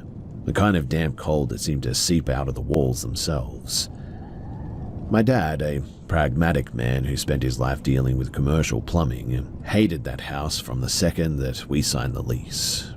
He complained about the pressure, a specific heavy tightness in the air that gave him blinding migraines whenever he stepped into the hallway. It wasn't one massive event, too, that ruined that place. It was the slow, steady decay of reality, really. It all started with the kitchen island. It was a solid block of reclaimed mahogany. I'd been eating cereal, looked down to check my phone, and when I looked up, my bowl would be sort of rotated 90 degrees, or my spoon would be perched perfectly upright on its handle. My mum, at some point, actually stopped cleaning the island, because she said that it felt like it was interrupting somebody's private space all the time. That was always really weird to me how she said that. Then came the sounds. My bedroom was on the ground floor, directly under the master. Around 2 a.m, I'd hear the floorboards above me groan. Not a house-settling creak too, but that distinct heavy thud of a man pacing the perimeter of my room. My dad even would wake up sometimes, red-faced and ready to fight, but there was never anyone in the room. I confirmed this later in life with him, and he always said that it really frightened him. The most jarring incident, though, that involved my younger brother. He was 6 at the time, and one afternoon he came out of the laundry room screaming and clutching his forearm. When we got him to calm down, there was a perfect bruise of a hand on his skin. Not a child's hand, too. It was way too broad, the fingers spanning almost his entire forearm.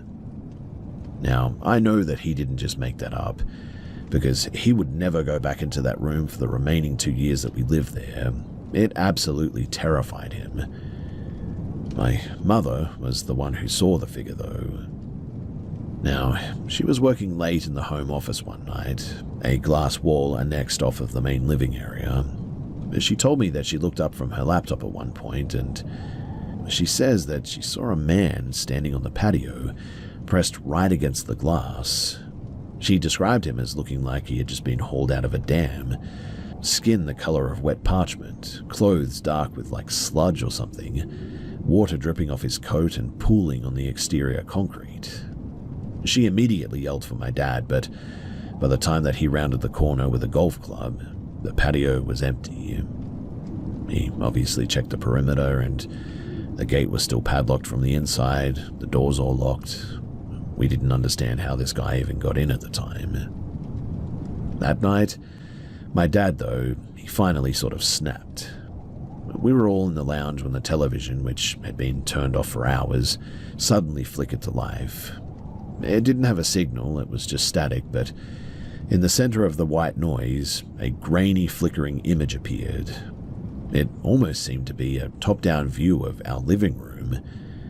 We were all sitting there, though, staring at the screen, absolutely fixated on this thing.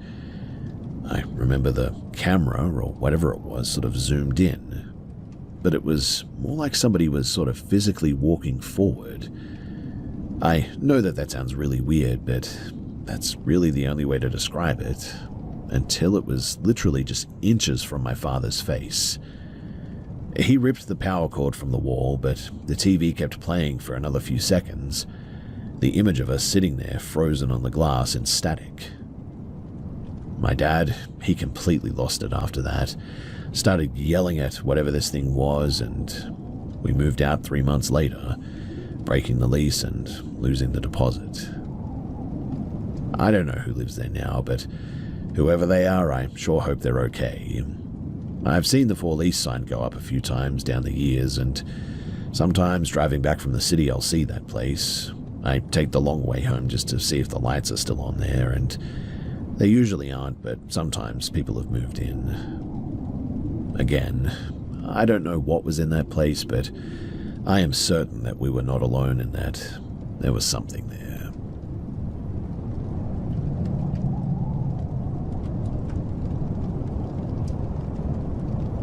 I was stationed at a remote signal relay base in the mountains of the Northern Balkans back in 2013. It was a decommissioned Soviet-era facility, half-carved into the side of a limestone ridge.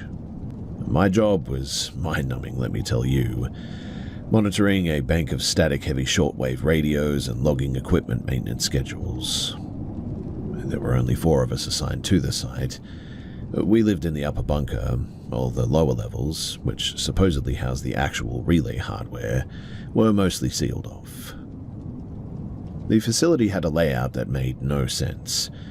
Corridors ended in blank concrete walls, and there were rooms that didn't appear on any of the blueprints that we were issued.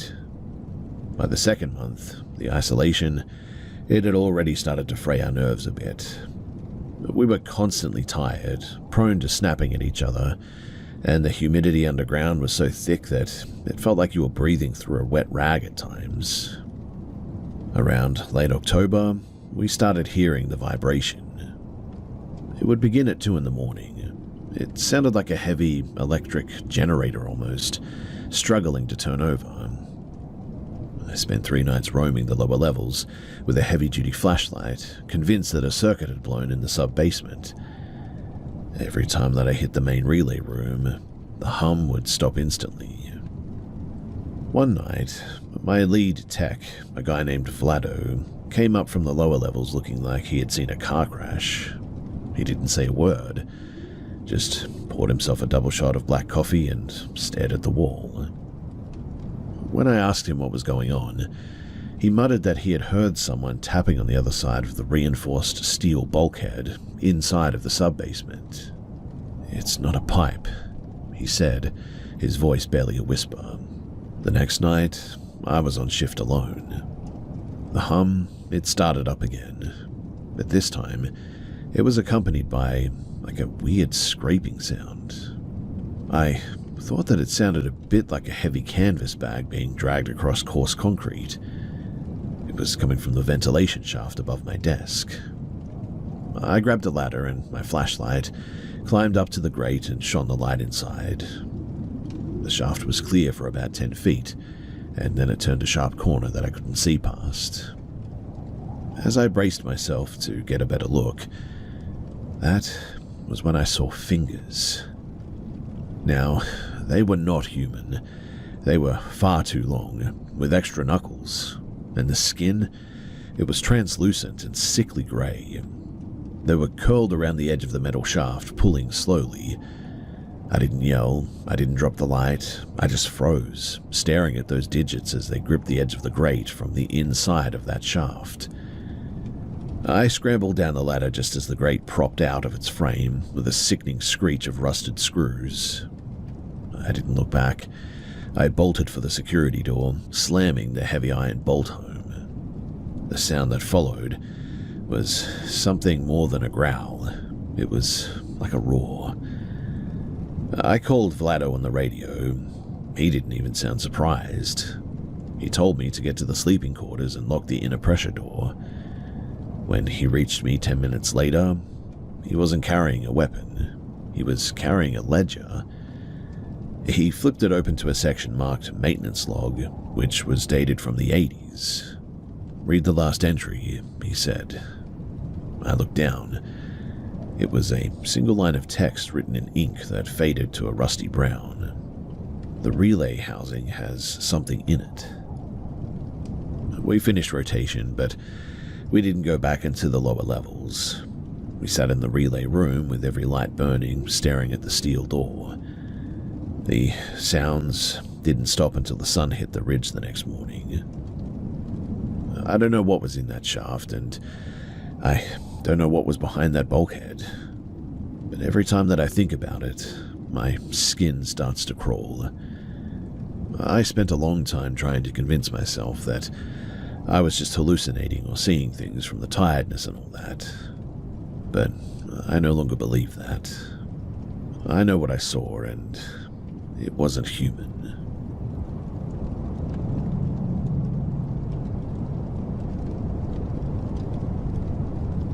So some years back, I was living in a farmhouse outside of rural Iowa. The property backed into a thick, unmanaged belt of timber that followed the contours of the Turkey River. It was a miserable, wet autumn, the kind of mud that holds onto your boots like glue. I was staying there to help my cousin sort out a probate issue for his father's estate, spending my days clearing overgrown fence lines and my nights nursing cheap beer by a wood-burning stove. The locals in town had this way of talking about the Turkey River Basin. They didn't use ghost stories or campfire tropes. They just called it the Dead Pocket. Whenever I brought up clearing the brush along the northern fence line, the hardware store guy just looked at me and said, "The fence is fine where it is, son. Let the vines have it." I was clearing an old wire mesh barrier about maybe half a mile from the house, right where the ground starts to lift toward the ridge. It was late afternoon, maybe 4:30, but the canopy was so choked with autumn scrub that it was already dim at twilight.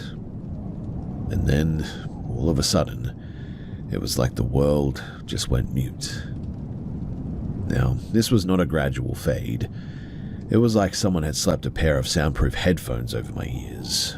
No wind, no distant highway drone, no rustle of dry leaves, just my own breathing, loud and ragged in the void. I stood up, resting my back against a post, and the hair on my arm suddenly stood straight up. Not from the cold, but from the distinct electric sensation of being under a microscope almost. And then came the impact. It was heavy, a huge wet thump, the sound of something massive hitting the soft, saturated earth. Then another, then a third, accelerating, tearing through the brush toward me. It sounded like a quarter horse sprinting through knee-deep water. I didn't reach for my saw, I didn't reach for anything. I just scrambled backward, my heels catching on a root, and collapsed into a pile of rotting vine-covered timber. Strangely, though, nothing came out of that brush. The noise stopped as abruptly as it had begun, right at the edge of the clearing. I sat there in silence for what felt like about an hour, watching the shadows stretch. When I finally walked back to the house, my cousin on the porch was waiting there. He never did ask what I found. He just said to me, "You didn't go past the old white oak, did you?" I didn't listen to him. 2 nights later, I took a heavy-duty spotlight out there at around 10 p.m. I wanted to see if I could find a deer trail or maybe a coyote den that might explain that sound. I got to the same spot, where the air went dead, and I clicked on the light. The beam, it was pretty powerful for what it was, cutting a bright white tunnel through the black. I swept it along the fence line, looking for any disturbance in the mud. Then, I angled the light up into the canopy of a massive gnarled cottonwood, and about 20 feet up, clinging to the trunk, was something that made my stomach hit my knees. Now, it wasn't a bear, that much is very clear, and it also wasn't a person. It was the color of like bruised meat, with limbs that wrapped around the tree like a spider. It had no face, no eyes, no nose that I could make out, just a smooth, concave dip where the head really should have been. Honestly, too, it didn't look like an animal. It looked more like a tumor that had grown into the shape of something trying to be human. I didn't turn it off. I literally dropped the light, the beam spinning on the ground, creating frantic flickering shadows against the trees. I didn't run, but I moved as fast as I could without tripping. My heart was hammering and I was in a complete panic, and I didn't go back for the light. I packed up my truck that night instead, and I left the tools where they lay and drove until I hit the interstate. I still think about that shape from time to time, how it was so perfectly still, seemingly waiting for me to shine the light on it so it could be seen. I don't believe in monsters, and I'm certainly not a spiritual person, but I now know that when the woods go silent like that, you don't stick around to ask why, because there's weird things out there. The best thing to do is just leave and don't look back.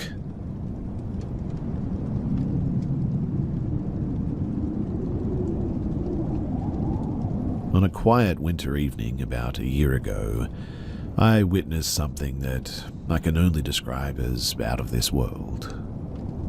While out on a walk by the 14 Locks Canal Centre in South Wales, UK with my partner, we were walking down the main canal path going down the hill, and about 2/3 of the way down, the canal sort of locks, and we decided that we were going to go back because it was dark and pretty miserable. And I suggested to my partner to cut in through the woods because, why not, right? We drove there for a walk after all. But there's a small footbridge and a path which connects you to the main dirt path leading back into the car park from there. And when we were in the wooded area, my partner was complaining that she couldn't see because it was pitch black and was genuinely eerily dark. At this point, we were using the phone torches, and I suggested turning the phone lights off to see better because it was that dark that the phone lights just sort of made it worse. So we did, and it did help a little bit. And as we carried on walking towards the main dirt path going back to the car park, as we got onto the dirt path, I spotted something white in the corner of my eye that caught my attention, just by a tree on my 4 to 5 o'clock position, about 12 feet behind me. I turned to get a proper look, and when I looked at it, I was so shook by what I saw that I turned my head away almost instantaneously. Part of me didn't want to believe it, but deep down I knew what I saw, and it freaked me out. About 10 steps later, I said to my partner, "Babe, did you see that?" Of which she replied, "Yes, let's get out of here." As she's saying that too, we glanced behind again, and this thing was right behind us now. At this point, we ran. We really got on them 10 toes, and we didn't stop until we reached the car park. It's funny how the way back to the car park is uphill, and a pretty respectable walk on a good day, but we sprinted up that hill like it was flat, out of adrenaline and pure fear, I guess. Now, I know what I saw was real, and I honestly shivered inside when she replied acknowledging that she saw it too. This thing, whatever it was bright white in color. I can only describe it as a skinny-ish figure, but the thing is that it wasn't any obvious legs, arms, or features. It was about 6 to 7 feet tall and had a glow to it, and it hovered about a foot off the ground as well. I can remember this day like it was yesterday. It was like a white smudge in the air, roughly the shape of like a round milk ice cream stick, but at the same time a little bit transparent. Now, I'd normally be skeptical of ghosts and all that, but if I ever needed solid concrete proof that ghosts or spirits or, dare I say, alien entities exist, then that was it in front of my face. The fact when I asked her, "Did you see that?" and she instantly said, "Yes, let's get out of here," verified that indeed this thing was there, and I wasn't just seeing things. To this day, even when she talks about this story, she describes the exact same thing I saw, pretty much word for word. I'm glad that she was there because she saw it too, because if it was just me, I'd probably be questioning myself right now, thinking that maybe I didn't see that, but no, we both definitely saw it. I've gone back to 14 Lock since then just to confirm that there's no signs or posts which could have reflected light or something, moonlight or general light pollution, and basically tried to debunk what I saw in any way possible. But the thing is that there's just nothing there that was the same height or even capable of reflecting light, so this thing was there for sure. Was this a ghost sighting though? Why did it just randomly show up, as I've been through there many times over many years and never seen anything like that before? It clearly knew that we were there and it was interested in us, considering that the second time I glanced at it, it seemed to have moved closer to us, much too close for comfort in fact. I've heard similar stories elsewhere and no one believed them either in their stories, but it's crazy to think that there's stuff out there like this.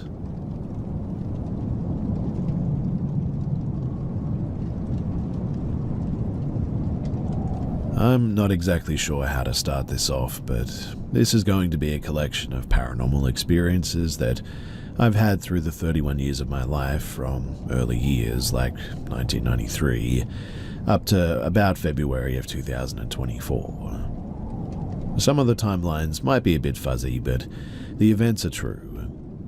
I'll start with childhood and lead up to the present day. So I grew up in a house with both parents and a sister, in a fairly new single-story house with absolutely no paranormal history. My sister is just shy of 2 years younger than me. At birth, my sister and I had been baptized and grown up in a Catholic family. Our parents weren't very churchy people, I guess, but our grandparents were the old-school heavy Catholic type. My parents would recall stories to us when we were very little, such as my room was the coldest in the house no matter what. This could be caused from how the ventilation was built for the house, so that wasn't anything too wild. Other things they said were hearing loud bangs on the other side of the house when they're home, pantry doors and silverware drawers being opened when they would come home, and having the washer and dryer start up on their own. They don't remember any of this happening prior to me, the firstborn, being born. As far as I'm aware, they never sold my soul to any demons or anything, because we sure never had much luck or money. But as far as this activity goes, I don't really remember any of this taking place, and I feel like if I did, I wouldn't understand the magnitude of it all anyway. One instance, though, I do recall, is being around 7-ish years old and being at a close friend's house. We were sitting on the floor of his bedroom playing Yu-Gi-Oh! He had one of those small Nickelodeon TVs in there and the remote was on the floor. While we were playing, the remote was going back and forth under his bed and out toward us. We just stared at this in awe. Not realizing this was insane, we just went on about our lives as if nothing happened.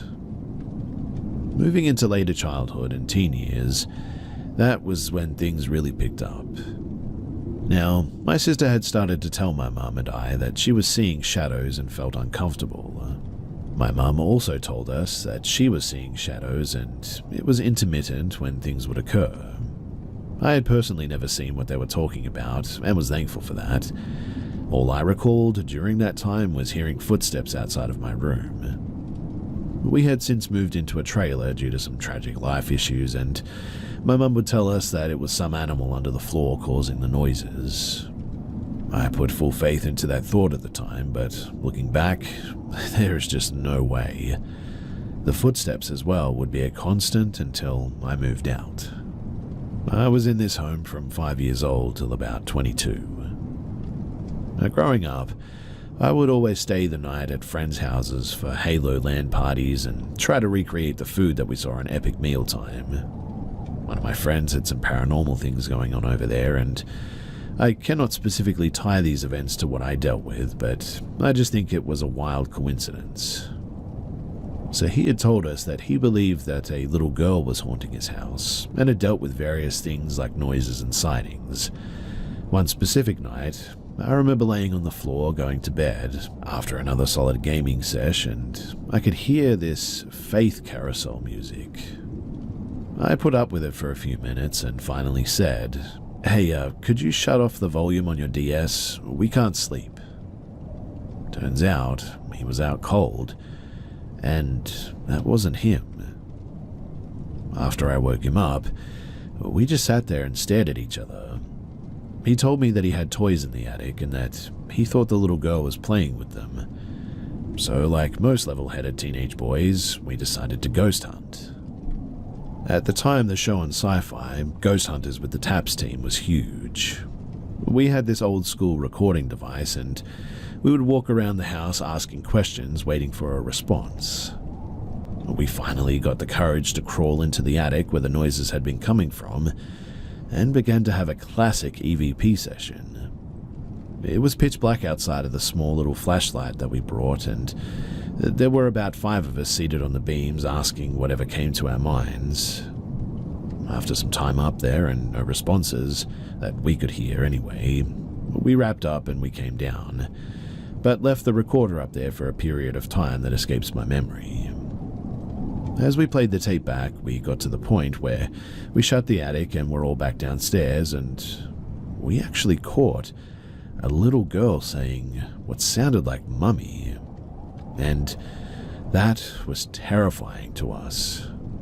I mean, we got what we wanted to find, but you don't really think that you would hit on anything. Fast forward a bit towards high school, my mum would ask me if I was moving shampoo bottles in her bathroom. And as a typical teenage jerk, I love doing pranks, but this wasn't me, and my sister isn't that kind of person at all. This would happen maybe once a month or so, it felt like. Along with this, too, we would have lights turn on and off. My mum would find ways to debunk things as to not scare us. The other major incident, though, would be doors opening and closing, but it was only always my bedroom door for some reason. From where my dad sat most nights playing games well into the early morning hours, he could see my door. He would ask me in the morning if I happened to get up last night, and it was never me opening it. My mum had tried a few times to sage the house and cleanse it of the evil spirits, but this honestly did nothing. In fact, activity never slowed down or picked up, as if she had never tried it at all. In high school, I decided to follow in the family footsteps and start a career in fire or EMS. I took a high school course for EMT and graduated with my EMT cert. I joined a volunteer fire department shortly after graduating to get some experience with the hopes to go career eventually. About 3 years after high school, my nana passed away, and I was very close with her, and this was a sudden death as well. She had always been a big advocate for me, pushing myself and achieving my dreams. I had landed a job at a large ambulance company and was eager to start. I had everything laid out the night before, like the first day of school, ready for my first day. At around 4 a.m., while I was asleep in my room, I remember waking up to my door opening and a short figure standing in the doorway with no discernible features. As I stared at it, I wasn't scared or nervous and felt no malice. The door shut after 15 seconds or so, and I just sort of sat there for a bit, processing everything. This was the first time that I personally saw the shadow figures my family was talking about this whole time. That morning, I told my mum about what had happened, and she said that it wasn't her opening it. She suggested the thought that it could have been my nana checking on me on my first day. She was about 5'2" on a good day, so in my head that sort of added up with what I saw, and so I just went about life. Fast forward a few years, I'm now a firefighter paramedic in a career department, and I've proposed to my high school sweetheart. We just got our own apartment in a neighboring city, and we have our first pup, a wiener dog named Rocky. My fiancé was aware of some of the things that happened to me and my family growing up, but we had no idea that things were going to continue once I moved out.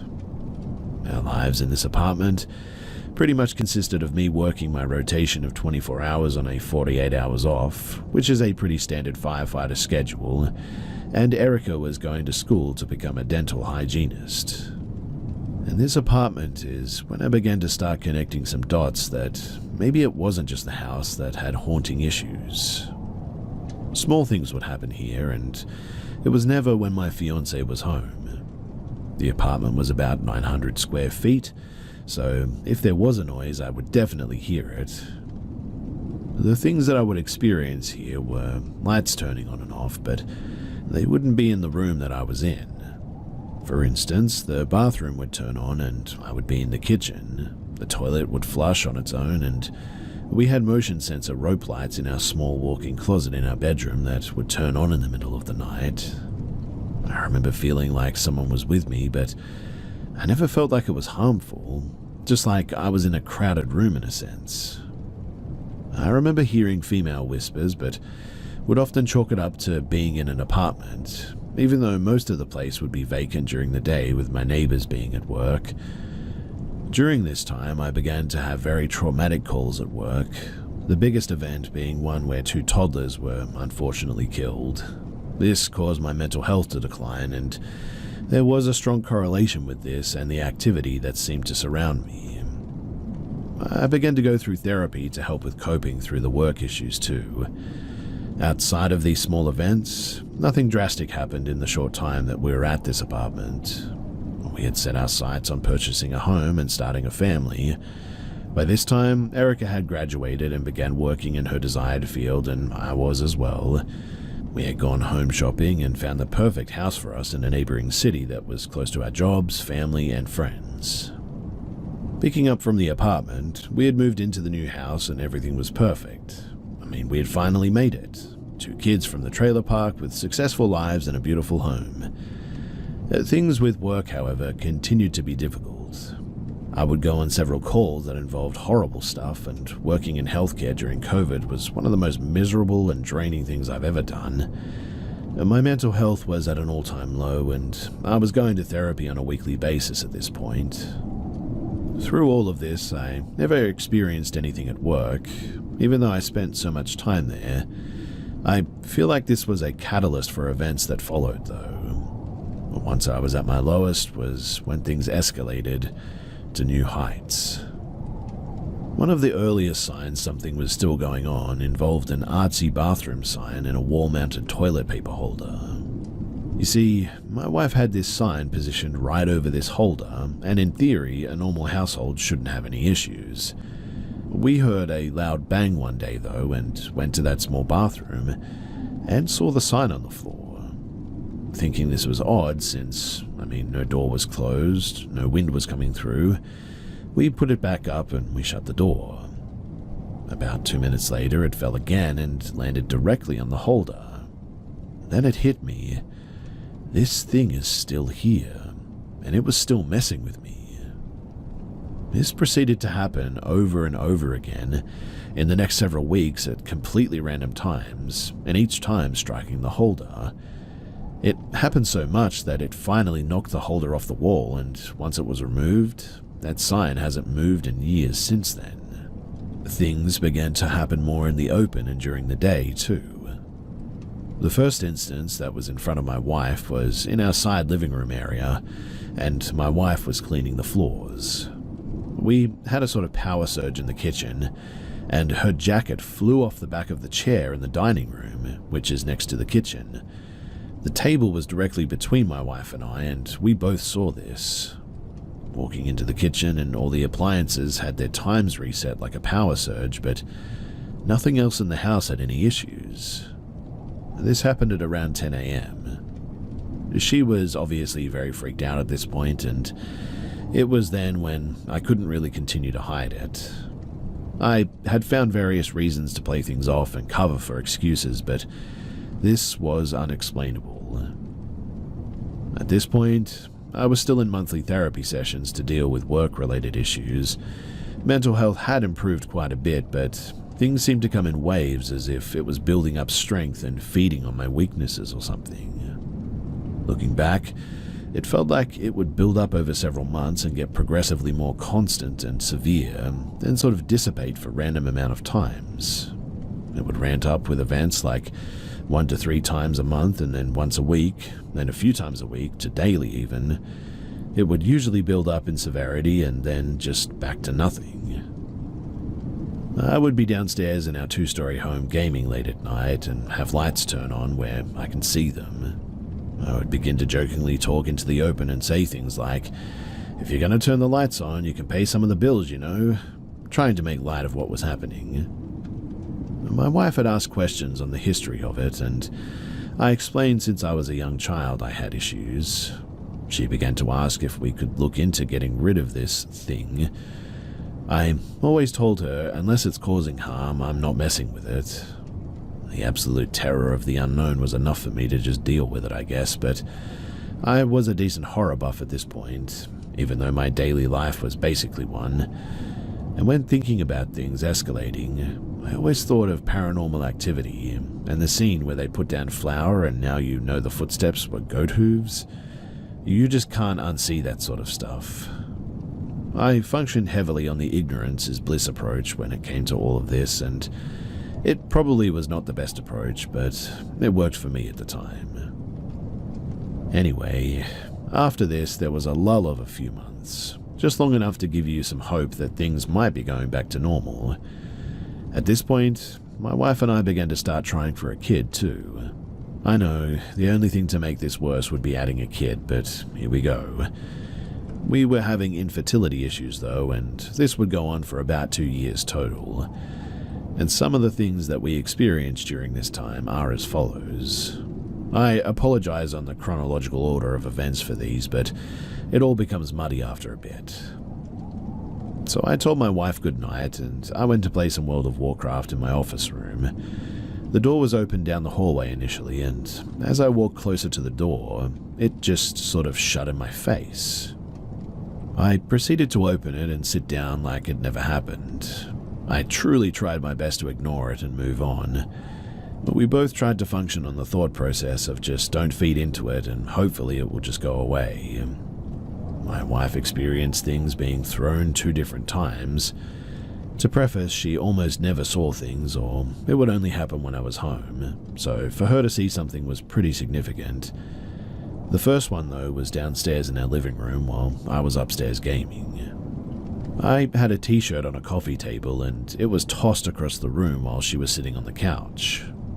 And the second was when she was showering.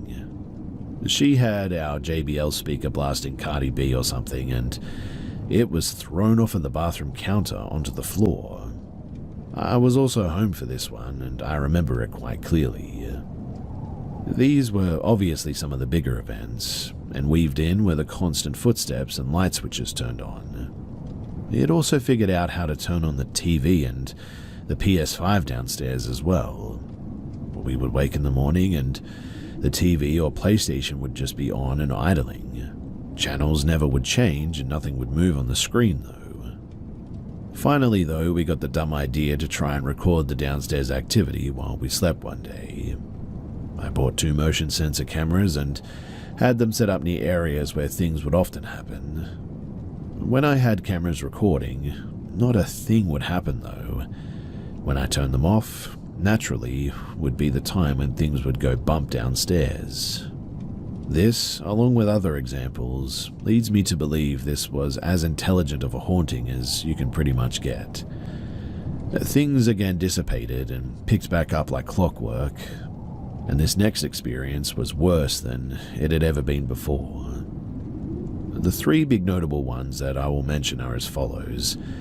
Again, I apologize for the correct order of events. The first one, though, will definitely be about my dogs. At this point, we now have 2 wiener dogs named Rocky and Sully. I wanted bigger dogs and she wanted smaller, so we compromised and got 2 smaller dogs. My wife went to work out and I was upstairs folding laundry. It was about 10:30 or 11 a.m. and she had gone for about 15 minutes at this point.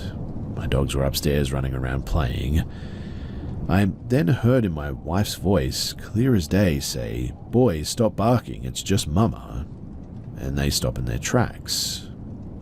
I was so confused because I was 100% sure that she wasn't home. I called her real quick to see if she stopped back in because, I don't know, maybe she forgot something.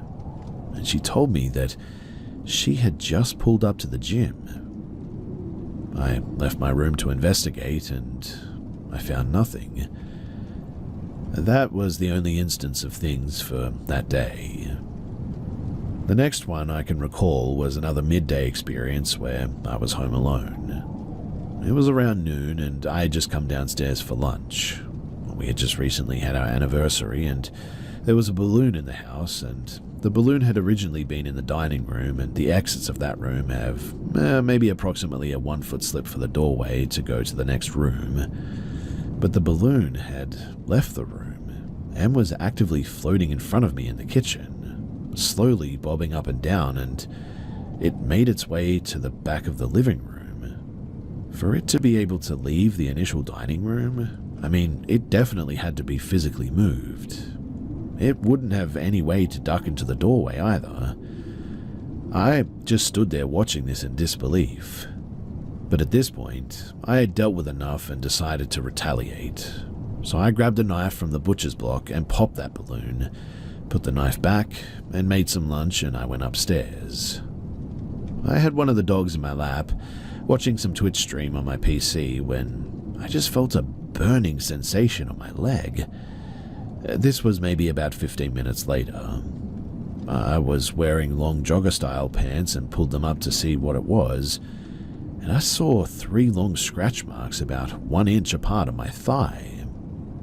This was the point that scared the absolute heck out of me, and after that, I had just turned to open the room and apologize and said that we were even and I would like to continue to try and live in harmony. And nothing else happened that day. Now, the final experience in this stretch was a little more convoluted, I guess you could say. At work, I had been going through a rough patch with very traumatic calls. I would tend to have very vivid night terrors after these as well. This batch had consisted of a few cases involving juveniles and another person versus a train, and this specific dream was different though. I was in my home and heavy footsteps were sprinting for me. I was screaming my wife's name for help and banging on walls, but no noise was coming out. I felt as if my mouth was being held shut and I was using my hands to pry my mouth free. I had actually awoke and was screaming my wife's name when I woke up, which obviously really messed up the both of us.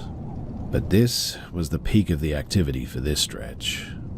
After this, things just seemed to die down for about a year.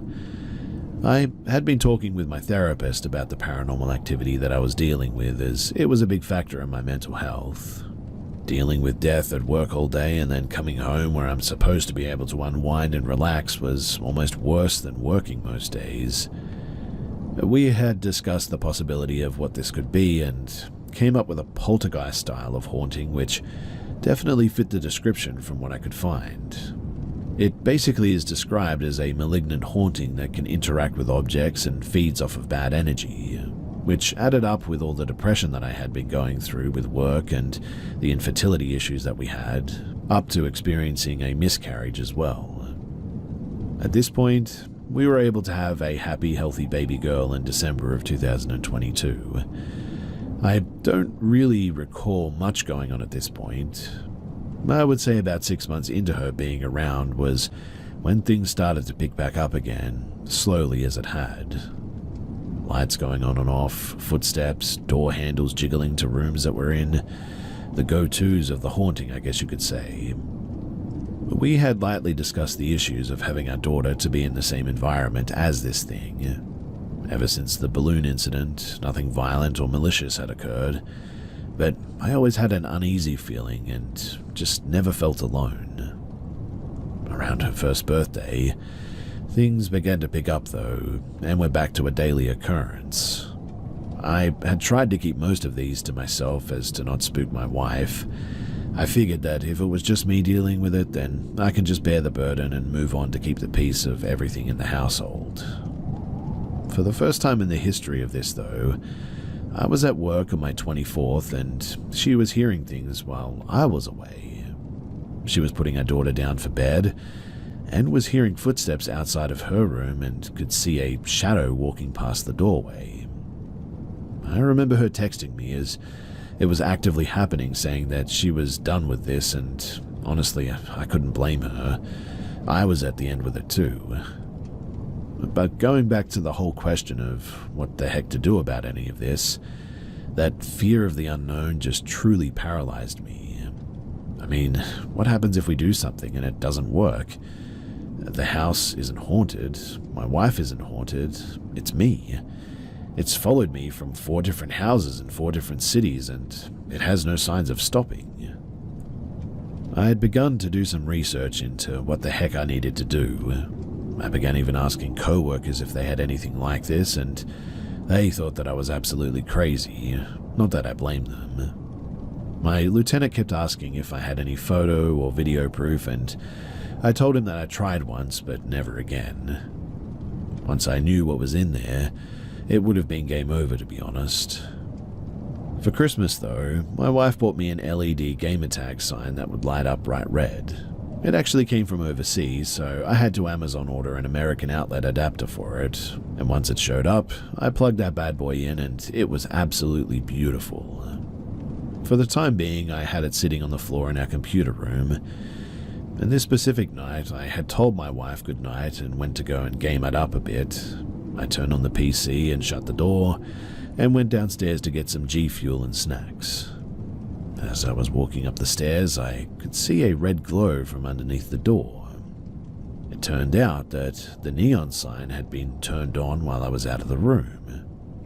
I immediately unplugged it and went about my night. Before I left, I plugged it back in and turned the remote upside down on the table. This was my own little messed up experiment to see if it was moving the remote and turning it on or not, and in hindsight this was dumb, but I mean, here we are, right? That morning when I woke up, it was on. I then unplugged it again and I went to work. A few days had gone by with nothing, and I started to use that LED sign as a ghost gauge, basically. And one night, while I was at work, I got a text from my wife asking if I had left the sign on. I believe that I lied and told her yes for ease of mind, but I knew that I hadn't. After this, there was a stretch of a few nights my wife would work long hours and I was at home with our daughter. During these days, I would hear footsteps upstairs while we were downstairs, and I began to smell something, like perfume. It was the same perfume my Nana would wear, and I hadn't smelled that since she passed away many years ago. It was around this time as well that I had also begun to hear a male voice with whispers of incoherent speech, but it always sounded like distant. Over these few days, the whispering got louder and louder, to the point where it was undeniable that I was hearing whispering, but it was always just gibberish. Nothing made sense when I would hear it, and most noticeably would be when I was putting our daughter to bed, and I was lying on the floor of her dark room till she dozed off. I would just hear it constantly. Not really knowing if it was just my nerves being absolutely messed up or if it was real at this point. I didn't tell my wife about this because, yet again, I felt that I should be the one to just bear the burden, but this definitely was my breaking point. For context, it's the beginning of February at this point. Out of a shot of desperation, I tracked down my pastor from my church growing up. My kid was at my parents' house for the day while I caught up on some yard work. I drove down to a local gas station, so I didn't have the conversation in the home, but we limited as much recognition of the entity in the home as much as possible, and this was my day of escaping to call for help. I remember calling him and asking if he had some time to speak. He did remember me from when I would go as a kid, and I told him that I felt that I had something paranormal going on in my life, and I asked if he could listen and hopefully help. He was a little taken aback, but he obliged and let me tell my entire story as I just have here. He had said, "Well, knowing you and the profession you're in, I'm leaning towards the fact that this is real and you aren't having a psychiatric issue or anything." He offered to come out a few days later. He told me that he was going to contact a specific group of people he knew in the Catholic Church, whose job was to deal with exorcisms and get some advice on how to approach this. He gave me the confidence that we would solve it, and at that, I began to cry. I had mixed emotions of terror and joy, hoping this would be the end, but having no clue how this would go. I spoke with my wife about the ordeal, and the pastor was going to come and help us. He asked that we all be present in the house during this ceremony. Once he showed up to the house, he greeted us with a smile and said that he was going to bless the house and us inside of it. We walked with him to each room as he was saying prayers and tossing holy water throughout. The entire time I was waiting for the absolute worst to occur. Every horror movie you see at this point always goes to the worst thing possible and somebody dies. Once he had walked through the house and blessed each room, we then went to the living room and locked hands and prayed. This process took about 45 minutes to an hour. I'm honestly not the biggest religious guy around and mainly went to church because of family, but I was all in on this because we had no other choice, really. Father Doug then gave me the number to what I can describe as the Exorcist hotline. He said if things persist or get worse, that I could call that number immediately and they would help. But it's been about, 6 months now at the time of sharing this, as I lay in my bed at work and things have stopped completely since that day. This is all 100% true, and I have zero proof of any of this, besides the accounts of my family and myself correlating, I guess. Some people are skeptical of ghost stories, and I'm just glad mine is over for now, to be honest.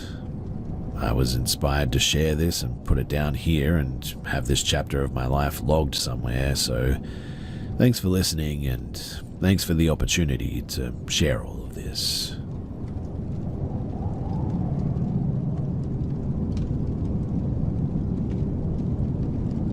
I want to start by saying that I really want to believe the things that I've seen or experienced were just my mind playing tricks on me, but it's happened too often for me to dismiss it entirely.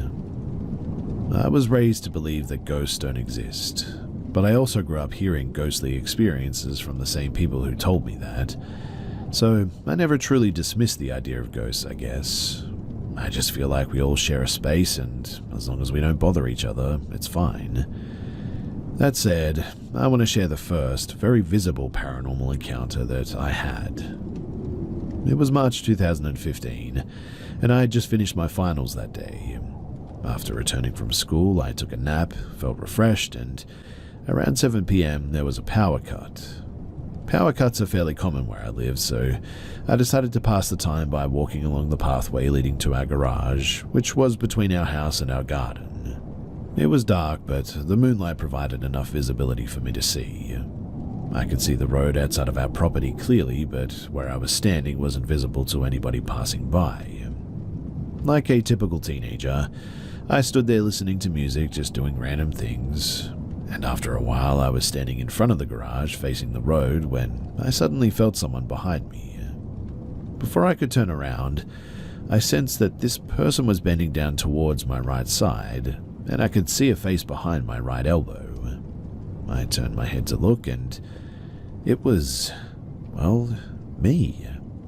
I was staring at myself, but the other me had this huge grin that I'll never forget. Honestly, I've tried to mimic it in front of mirrors, but I physically can't actually do it. I instantly ran, or more like speed walked, back into the house, unable to explain what I had just seen. It was just me and my mother at home at the time, and it wasn't even past 8 p.m. When I told her what happened, she joked that it might have been one of the guys who got murdered on our property in the 1940s.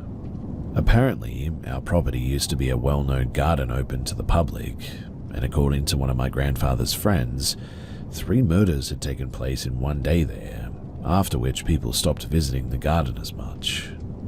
After this incident, there were other small occurrences that I ignored. At one point, I stayed in the house alone for as long as 5 months, and even during those months, I would experience things randomly. I felt taps on my shoulder, heard clapping, and once I heard what sounded like whispers outside of our living room window. That particular incident actually made me stay awake in the living room until dawn, fearing that we were about to be robbed. That's because I'm more scared of humans than ghostly beings, but These tiny occurrences didn't really bother any of my family members. But then, something happened in early 2023. My grandmother, who has dementia and moved in with us, we always had someone attending to her so she wouldn't wander off, which she had tried to do multiple times. Grandma had her own sofa in the living room and she would only ever sit there. This sofa was visible from the dining room, which was connected to my room, so whenever I left my room, I would see her sitting on a sofa. One evening, I decided to take a nap in my room while my mum sat with my grandma. It was just the three of us at home at the time. It was around 4 p.m. Everything was fairly bright, but we still had our living room lights on, and instead of taking a nap, I was just sort of scrolling through my phone with my headphones on when my mum suddenly came running into my room. She frantically said something that I couldn't hear over my loud headphones. By the time I took them off, all I could hear was "Help, Grandma," and she ran out of my room toward the kitchen, trying to get to our backyard where my grandma was sitting on the floor. For some reason, she would always sit on the floor, and she was heavy enough that only my dad or I could lift her up. So I jumped out of bed and ran after my mum, but as I passed the living room, I saw my grandma sitting on the sofa. While running, I tried to ask my mum why she was heading to the backyard when Grandma was in the living room. But before I could finish my sentence, I stepped outside into the backyard and saw my grandma sitting on the floor. I stood still for a few seconds, confused, as my mum struggled to lift her up. I eventually composed myself and helped her, and that's when I realized that the grandma who was sitting on the sofa was wearing a completely different dress. I told my parents about this pretty much every evening and also brought up what I experienced back in 2015. And that's when my mum mentioned that she too had experienced some unexplainable things. Nothing as visible as what I had seen, but she had felt things, she said. Since that day, the activities have become more common occurrences. The creepiest one for me was when I felt as if someone was climbing onto my bed while I was on it. My bed was creaking in the same way it does when anyone climbs onto it. I thought that it could be my breathing, so I held my breath for a good 20 seconds and stayed completely still, but the bed was still creaking. I freaked out at that, jumped out of bed and turned on the lights, but as usual, there was nothing there. When I got back into the bed, the creaking stopped.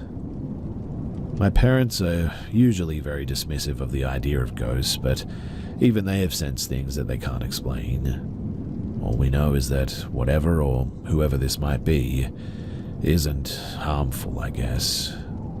Still, I would like to believe that my mind is just making things up.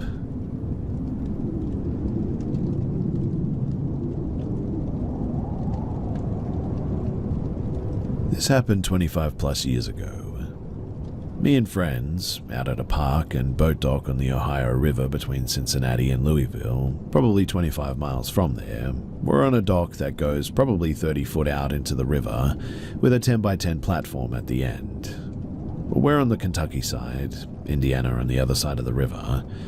We'd go to this park to sit on the dock and drink and just chat in a cool, quiet place. This was a regular occurrence about every other weekend. We were very familiar with the immediate surroundings, had rotating designated driver duties, and this happened on one of my weekends that I was stone cold sober. So, here's what happened. The group is drinking and having fun as usual. I'm babysitting, which usually entails keeping an eye on the top of the flood wall to see if police show up, and go to talk to them if they do, and make sure nobody falls into the river.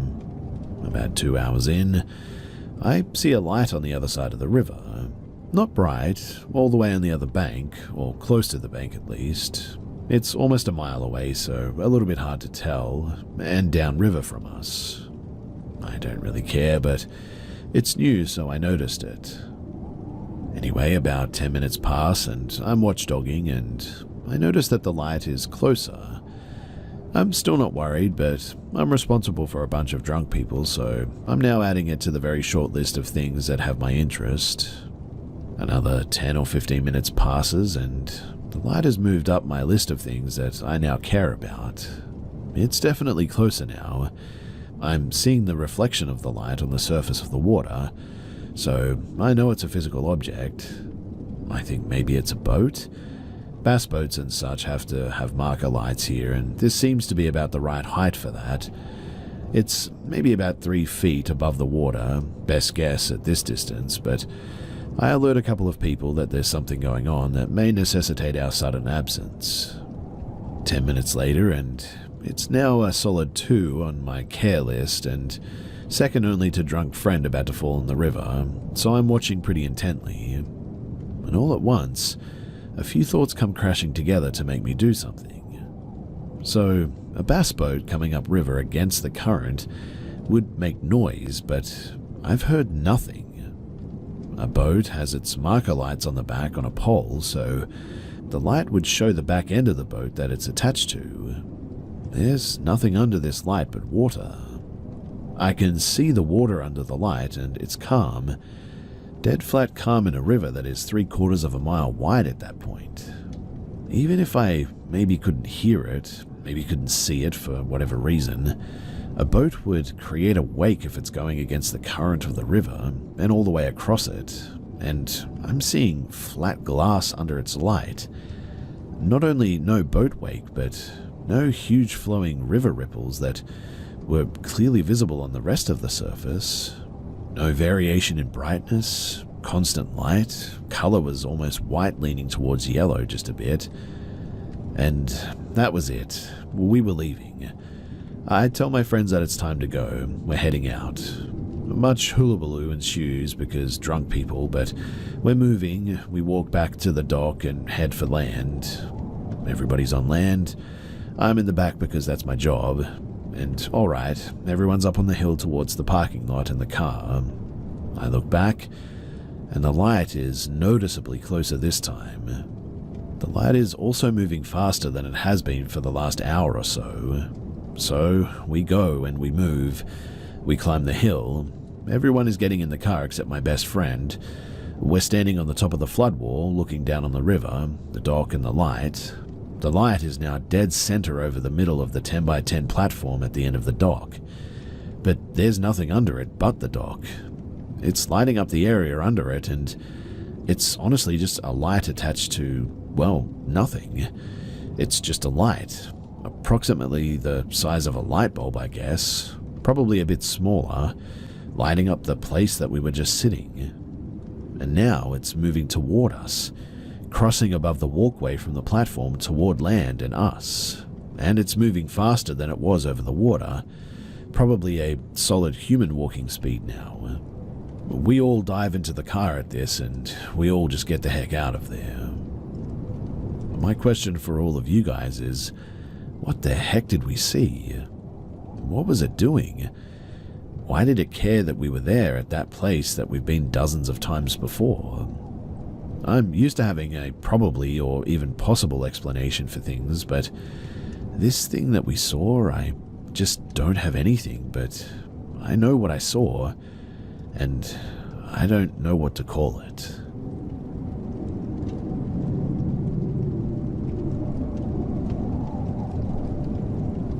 Several years ago, I had a very quick trip to Denver planned, 23 hours total, to visit a friend before they moved away. I was young, broke, and working a pretty terrible entry-level job, so it was the best that I could do with my one day off. I went straight from work to the airport and got into DIA around 11 p.m. I was bunking on the couch of an old college friend, and they lived 30 to 40 minutes from the airport. Fortunately, the light rail recently had been extended out to the airport, and my friend actually lived near the light rail line. I had taken the light rail often when living in Denver myself, but was not familiar with the newer additions. I barely made it to the train before it set off, grateful to not have to wait around for another half hour at that time of night.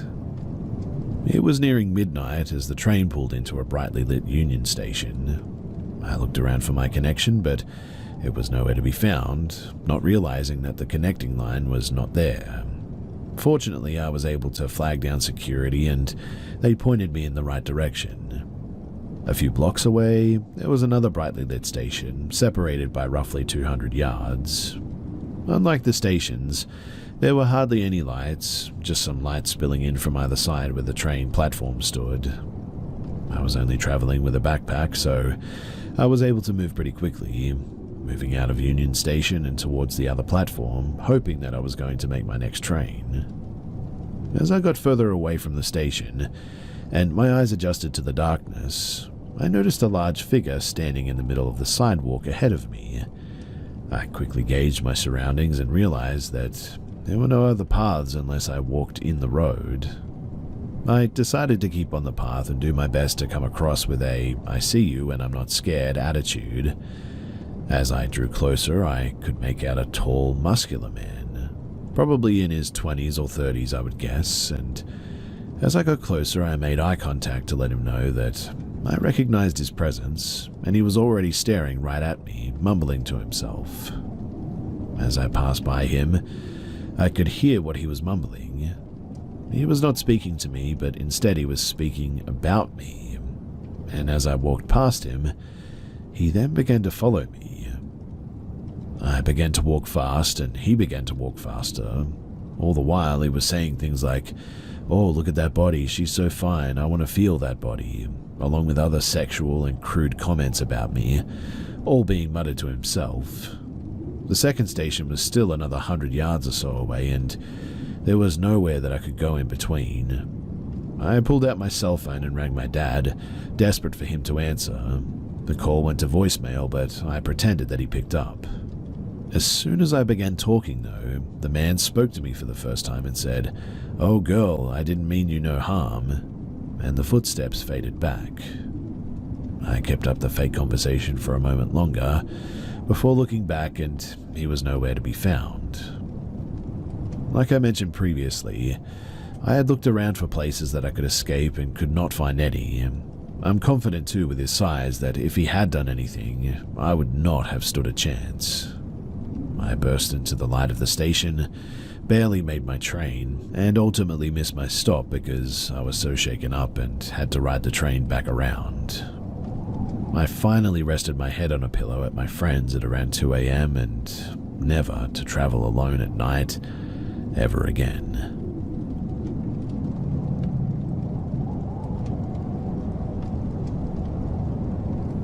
I recently heard a story here that brought back old memories of my dad's crazy ex-girlfriend. This took place when I was around 8 or 9 years old, so I guess it would have been the year of like 1997. So my parents had gotten divorced several years prior, so me and my little sister, 2 years younger, used to stay with our dad every other weekend. One day, he introduced us to this new girlfriend, Rachel, who was a tall blonde woman that had apparently won some kind of beauty pageant or something.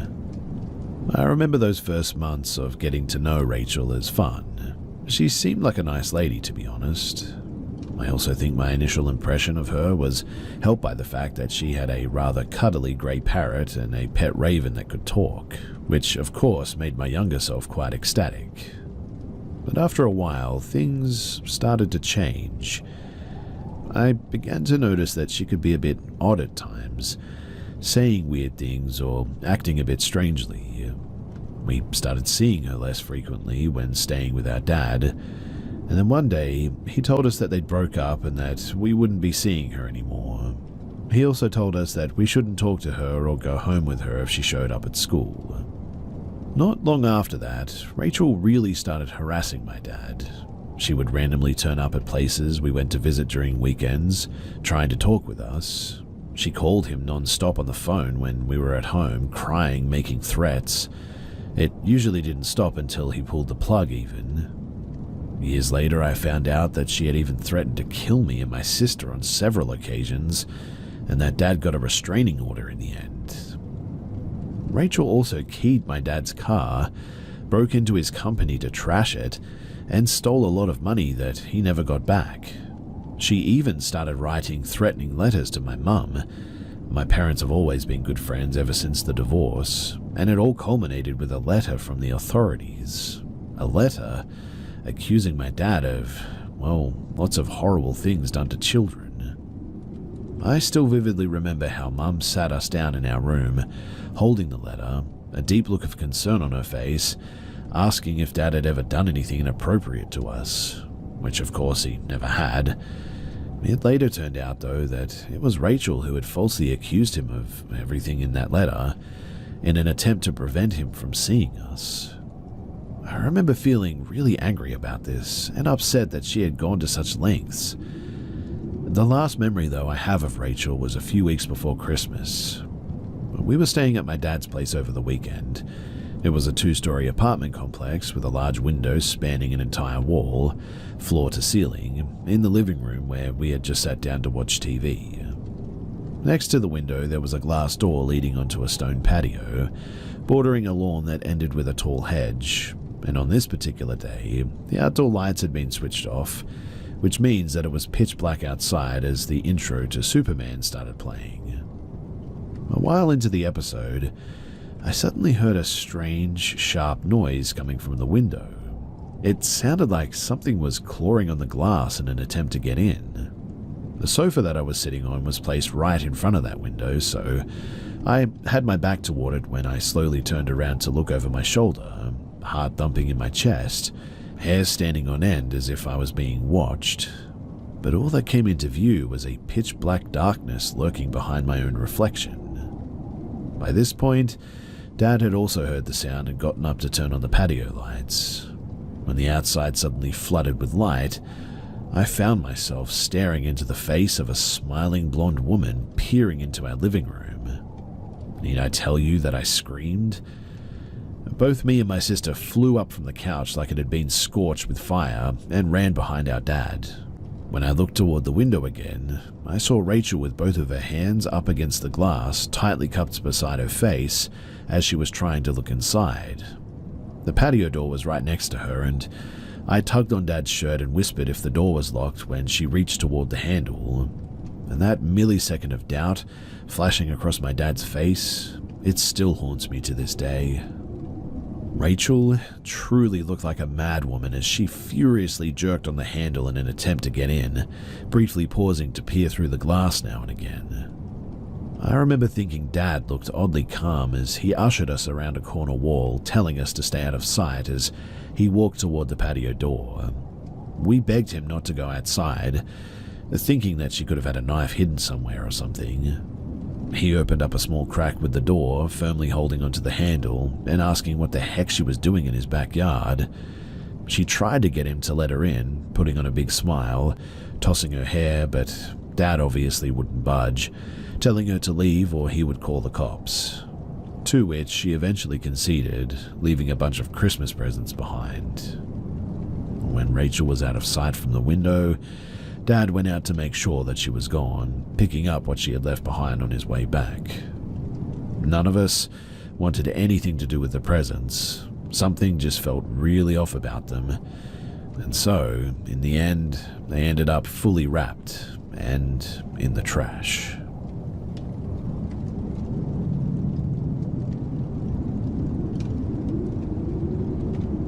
This happened a long time ago now, and comes from a brief yet highly disturbing encounter.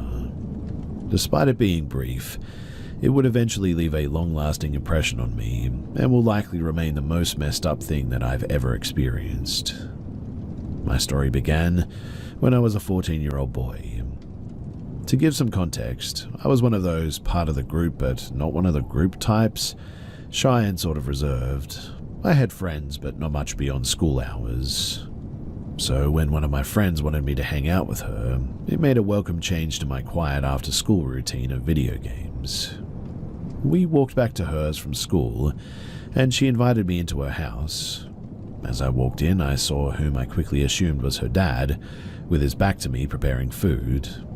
This was the first time I'd been introduced to him, and my first impression would quickly be, putting it very mildly, not great at all. As my friend introduced me, he turned around to face me holding a large kitchen knife. Suddenly, he lurched towards me as if he stumbled forward, yelling, "Whoa!" He quickly turned the knife, pushing the handle quite hard into my chest. He then smirked with the eeriest expression on his face and said, only joking. My heart was pounding, and inwardly I was freaking out, and while I tried to nervously laugh it off, I'm sure my face clearly said otherwise. My friend just laughed it off as Dad fooling around and led me to their living room, but as I sat down, I couldn't shake the uneasy gut feeling I had now. I tried to shake it off and talk to my friend, but her dad promptly entered the living room. They had music playing moderately loud on a stereo, and he cranked the volume to a level that sounded like a live band was in there with us. My friend followed him to the kitchen and soon returned. She told me that she had to go to the store to get something for him and asked if I wanted to wait for her as it wasn't too far. Given the rather creepy encounter, my gut instinct was having none of it and I wouldn't be ignoring it. So I quickly got up and I left with my friend for the store. I cannot say exactly how the rest of the day went, as I really cannot remember, but I do know that I didn't return to that house again. I wouldn't speak of what happened after that for quite some time and just chalked it up to a really freaky interaction, locking it away in my mind. However, it wouldn't end there. He would set foot into our house a year later, dropping my friend off at a family party that we were having. I didn't interact with him then, though my dad offered him a beer and later recalled how he just stood there in a corner alone, watching everyone. I would see my friend's dad for the third time, a couple of years later, this time on TV, as the face of the man convicted for the abduction and murder of a woman who went missing a week prior. I was stood there, right as the story broke of who he was. I will never, for as long as I live, forget the sensation of my blood turning to ice in my veins. My parents later commented how they literally saw the color drain on my face in that moment.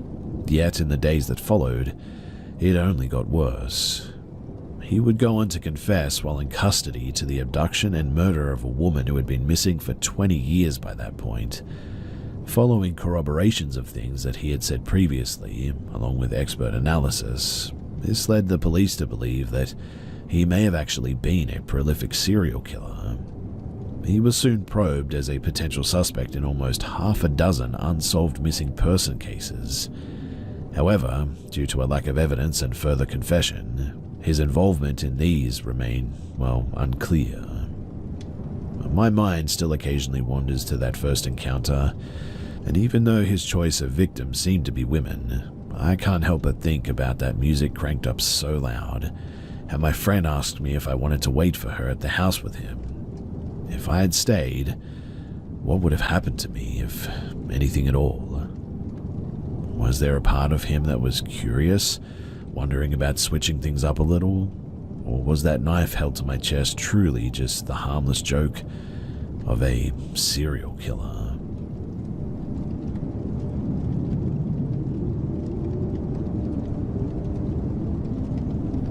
This took place back in 2019 when I was 11. My grandparents live in a large Victorian-styled home on the outskirts of Portland, Oregon. The building was made in the late 1800s, so it has that classic old building look to it. Me and my family go down there occasionally from our home up near Bellingham, Washington, and in early September of that year, my family decided that they wanted to pay my grandparents a visit. I was excited to see my grandparents, but not so much to go to the house. Up until that point, nothing out of the ordinary had happened in that house. The only thing it did was creep me out, especially if I was alone. The first day that we were there, though, nothing really out of the ordinary happened. My grandparents and I did our annual game of Clue, a murder mystery board game. We enjoyed dinner, and that was basically about it. Little did I know, though, that when I went to sleep that night, that tomorrow would be anything but ordinary. When I got up the next day, I was excited because I was a die-hard Seahawks fan, and today was going to be their first game of the season. Outside it was warm and muggy, so in my room, which was one of the 2 rooms on the 3rd floor, I had the window open with the fan on to let all the hot air out. Later that day, my dad came up to my room and said that he and everyone else was going to go on a walk. I acknowledged him by nodding, glued to the Seahawks game that was on my tablet screen. He then left and shut the door behind him. And what happens next still terrifies me to this day. About 10 minutes later, I heard what I thought to be my mum yelling from downstairs, somewhat annoyed. I stood up and turned the fan off next to the window so as to listen if my mum was actually calling me or if my mind was playing tricks on me. Then I heard it again. My mum was definitely calling my name. I opened the door, frustrated that I was missing part of the game, and yelled an annoyed, "Yeah?" When there was no response, I yelled down from the third floor stairs again, "Yeah?" Then my mum called back and said something like, "Want to show you this," or something like that. I couldn't really make out what she was saying. Annoyed, but not wanting to ignore my mum, I hurried down the stairs onto the second floor. "Where are you?" I called, genuinely not knowing where she was. "Here," she said. It sounded like it was coming from the first floor, but something was off. Her voice sounded very muffled and weird. I played it off as just me being paranoid, so I walked down to the first floor, now getting a little bit scared. "Mum?" I said. No reply. I searched almost every room and no one was there. That only left one room, the basement. Now, there was no way in heck I was going down there though, so I started heading back towards the stairs when, all of a sudden, the basement door swung open. I yelled, spinning around, but nobody was there. Then I heard footsteps walking down the basement stairs. Someone was definitely there. I then heard my mum say again, "Here," in that same weird muffled voice. In that instant, I got chills down my spine. Something definitely wasn't right. I turned and ran as fast as I could up the stairs and onto the second floor. I ran across the kitchen to the narrow staircase that led up to the third floor. Then I stopped dead in my tracks, paralyzed with fear. At the top of the staircase was what I can only describe as a shadow-like person, without a face, saying in my mother's voice, "Here." I screamed at the top of my lungs and practically threw myself down the stairs and straight out the front door. I then waited outside near the trees, glancing over my shoulder every 2 seconds before my family finally came back from their walk. When I told them what happened, they didn't believe me at first, but seeing as I was crying and looking genuinely freaked out, they told me that they believed me. I don't know if they were telling the truth or they just wanted me to feel more comforted, but either way, there was no way that I was sleeping in that building that night. After about 10 minutes of reasoning with them, I decided that I would be more comfortable if I slept with my parents that night. This incident still haunts me to this day, and I rarely, if ever, sleep in a room alone in that house anymore.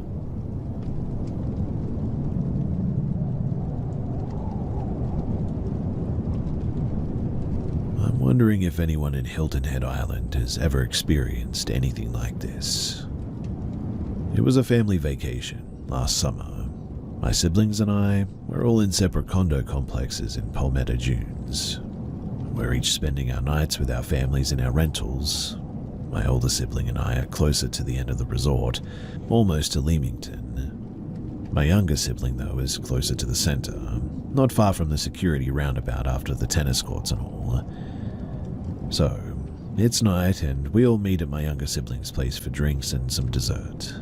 She tells us that somebody is knocking at around 2:30 in the morning and that apparently it woke her up, naturally. She initially thought it was one of her teenage boys who had gone out for whatever reason and forgot the code to get back in, but eventually finds them both sound asleep. The knocking continues. Now scared, she wakes up her husband. At that point, though, it stops.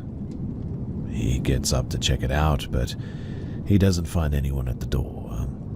So they chalk it up to a drunkard just getting the places mixed up or something. We basically all shrugged our shoulders and we thought the same. Now, I forgot about the story entirely until I was driving back home a few days later. And here is where it gets weird, to the point of me being spooked out as I even share this. It's about 2:45 or so in the morning, and I'm having a bit of a nightmare, a bad one in fact. I'm with my ex-wife and nobody is around, but we're getting along and discussing bills or something in her house. It's a quiet summer night and she decides to go upstairs to take a shower. And while she's there, someone starts knocking on her front door. It's loud and continues. Our kids aren't around and I know that they're gone for the night, so I open the door to find no one there. I erroneously decide to investigate, walking through the side yard and around the back. And it was there where I discover the sliding glass door to the deck open. I yell to my ex that somebody must be in the house, but then I wake up, and somebody is literally banging on the condo door. It scared the heck out of me. My instinct kicked in. I checked my phone for messages, thinking that perhaps one of my sisters is trying to get a hold of me for an emergency or something. I wake up my wife, and then it stops. I quickly go into the kids' bedrooms, and they're all sound asleep. Finally, I walk quickly to the dining area window and I peek out, but there's no one there.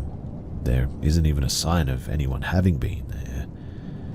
The front deck area is well lit, and it's as silent as one would expect it to be at like 3 in the morning. The next morning, we left to head back home, and my sister's story of the knocking at the door right around the same time hit me out of nowhere, sending a huge shiver down my spine. I don't know if it was a real person or a ghost, and I don't think it really matters. All I hope is that I never have to find out.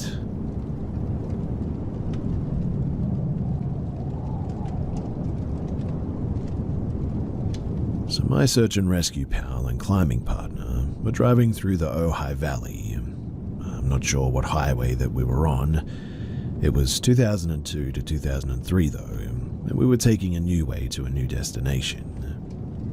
We had just passed a sign saying Ojai Valley. There were no exits or on-ramps for many miles either way. We were on a 2-lane highway that only headed one direction. There was an overpass, but no way to access it from where we were. We came across a small red hatchback that had been in a terrible wreck. It was in the slow lane of the highway. There was no one else around, nor did we see any other vehicles during our time at the wreck. The front end of the car was smashed in, and the driver was very clearly dead. Blood was on the passenger window and windshield.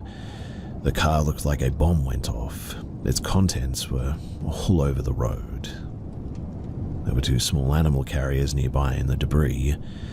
We didn't see anything moving in either of them, nor did we feel safe getting out of our rig. It was a bizarre scene, really. The vehicle had clearly ran into something huge, but there were no other vehicles, nor any dead animals or blood on the road anywhere. We were both wilderness first responders, climbing partner who was also in med school. Neither of us felt safe there, and really we knew that there was nothing that we could do anyway. We didn't have cell phone reception at the location, but had stopped just trying to wrap our heads around what we could do and what had happened. In the end, we decided to take the next exit and see if we could get some cell service.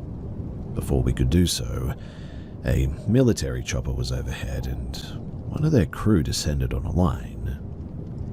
I have no clue what we witnessed, what the vehicle hit as they were in the slow lane, but it had to have been massive given the damage and the explosion of the car contents.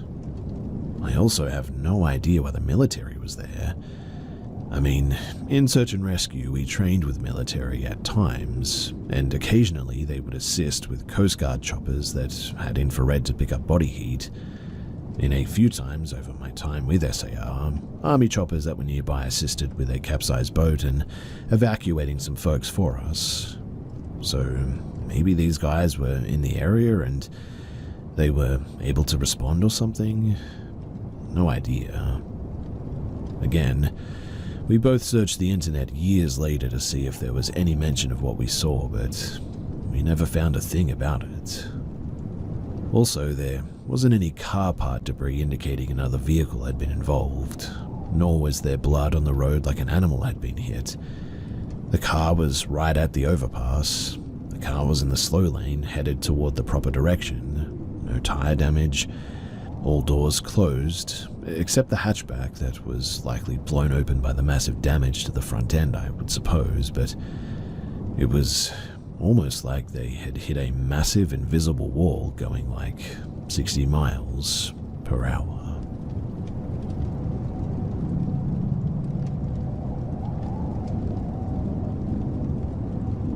So, this is a happy story, I guess you could say, from a time as a wilderness therapist or a guide. Slightly creepy still, and definitely pretty bewildering. Now, I realize that wilderness therapy programs, they get a lot of well-deserved hate. I worked for one that appeared ethical, and I never saw anything other than amazing care and compassion. We would take kiddos, largely very affluent kiddos with famous parents, into the wilderness for 4 weeks at a time. Doing therapy every night around a campfire, kiddos would make their own meals with the dry goods that the company supplied.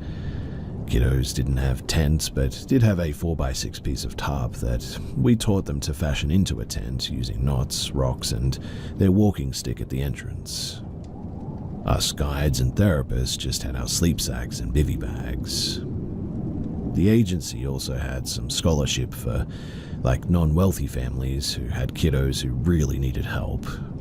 All of the kids, rich or not, had spent a few months or maybe even years either living in a penal institution or mental health facility at least. Now, one of my favorite kids was the Cocoa Puff kid. His family had gotten a scholarship as he was placed with them after it was determined that his mother couldn't care for him due to hoarding and other mental illnesses. Even though the kid was 12, he was absolutely tiny and looked about 8. He was also having a rough transition, largely as he had been caring for multiple siblings and felt lost without them. I packed the kids' backpacks with group gear, and packs were heavy, maybe 40 to 60 pounds each. This kid had fetal alcohol effects, if not syndrome, and he maybe weighed 65 to 75 pounds. I always redistributed his share of the supplies to the older and bigger kids or myself. It just didn't seem fair to make him struggle when he had some able-bodied kiddos around. He earned his moniker too, as every time that we would get to a big hill, he would say, "I could make it up this hill if I had Cocoa Puffs. Cocoa Puffs have 14 vitamins and minerals." He was serious too, and I silently cracked up every time, to be honest. He had been in charge of walking to the store and buying food for the house with the meager funds that they had. He was smart and based his choices on nutritional value. There were no labels on the dry goods that we had given them, though. Rice, beans, etc. They did have cheese and peanut butter, but we had no idea if there were vitamins and minerals in any of them, to be honest. Anyway, the last week of the trip, we would place the kids in areas about a mile or so off from the camp, in their own spaces, far away from each other and based on how comfortable we were with their capabilities. Cocoa Puff Kid was a quick learner and smart well beyond his years, so we placed him across a brisk stream that later ate one of the trekking poles, and we would go check on the kids daily. The kids, they wouldn't necessarily see us checking in on them during these check-ins, but we would get a visual on them and had a system set up where each of them had a sort of mailbox to leave us a note if things were going bad or whatever. I checked on Cocoa Puff Kid daily, as no one else wanted to cross the raging river, or stream. It was raging though, and I was low woman on the totem pole, so every day I checked on him, and there was wildlife at this site too. And one day a hawk was sitting on his hiking stick that was part of his tent, and he was talking to it, sitting a few feet away. I watched, mesmerized, not believing what I was seeing for probably 30 minutes. Now one day, a large doe and her newborn were chilling at this site, the baby laying a few feet from his tent while Mum grazed. And that was kind of insane, and I've never seen anyone in my decades in the wilderness have this kind of connection with any animal. When we reunited as a group, Cocoa Puff Kid shared his stories of his encounters. He had written them in his journal as well. The other boys started to give him a bit of a hard time, and we had a strict no-lying policy, and I told the group what I had witnessed. The kid had a true gift, it seemed. I have no idea what happened to any of those kids, but I do hope Cocoa Puff Kid followed his dreams to be a game warden. A happy and wholesome, but slightly creepy backwoods story, I guess. Also of note too is that 2 of the therapists had brought their dogs, and the dogs always slept with the Cocoa Puff Kid. They weren't supposed to, but every morning we would wake up with those dogs snuggled up next to him or by his shelter. I have no idea how that kid was capable of doing these things, but I can attest to the fact that I saw it, and I don't know what to make of it.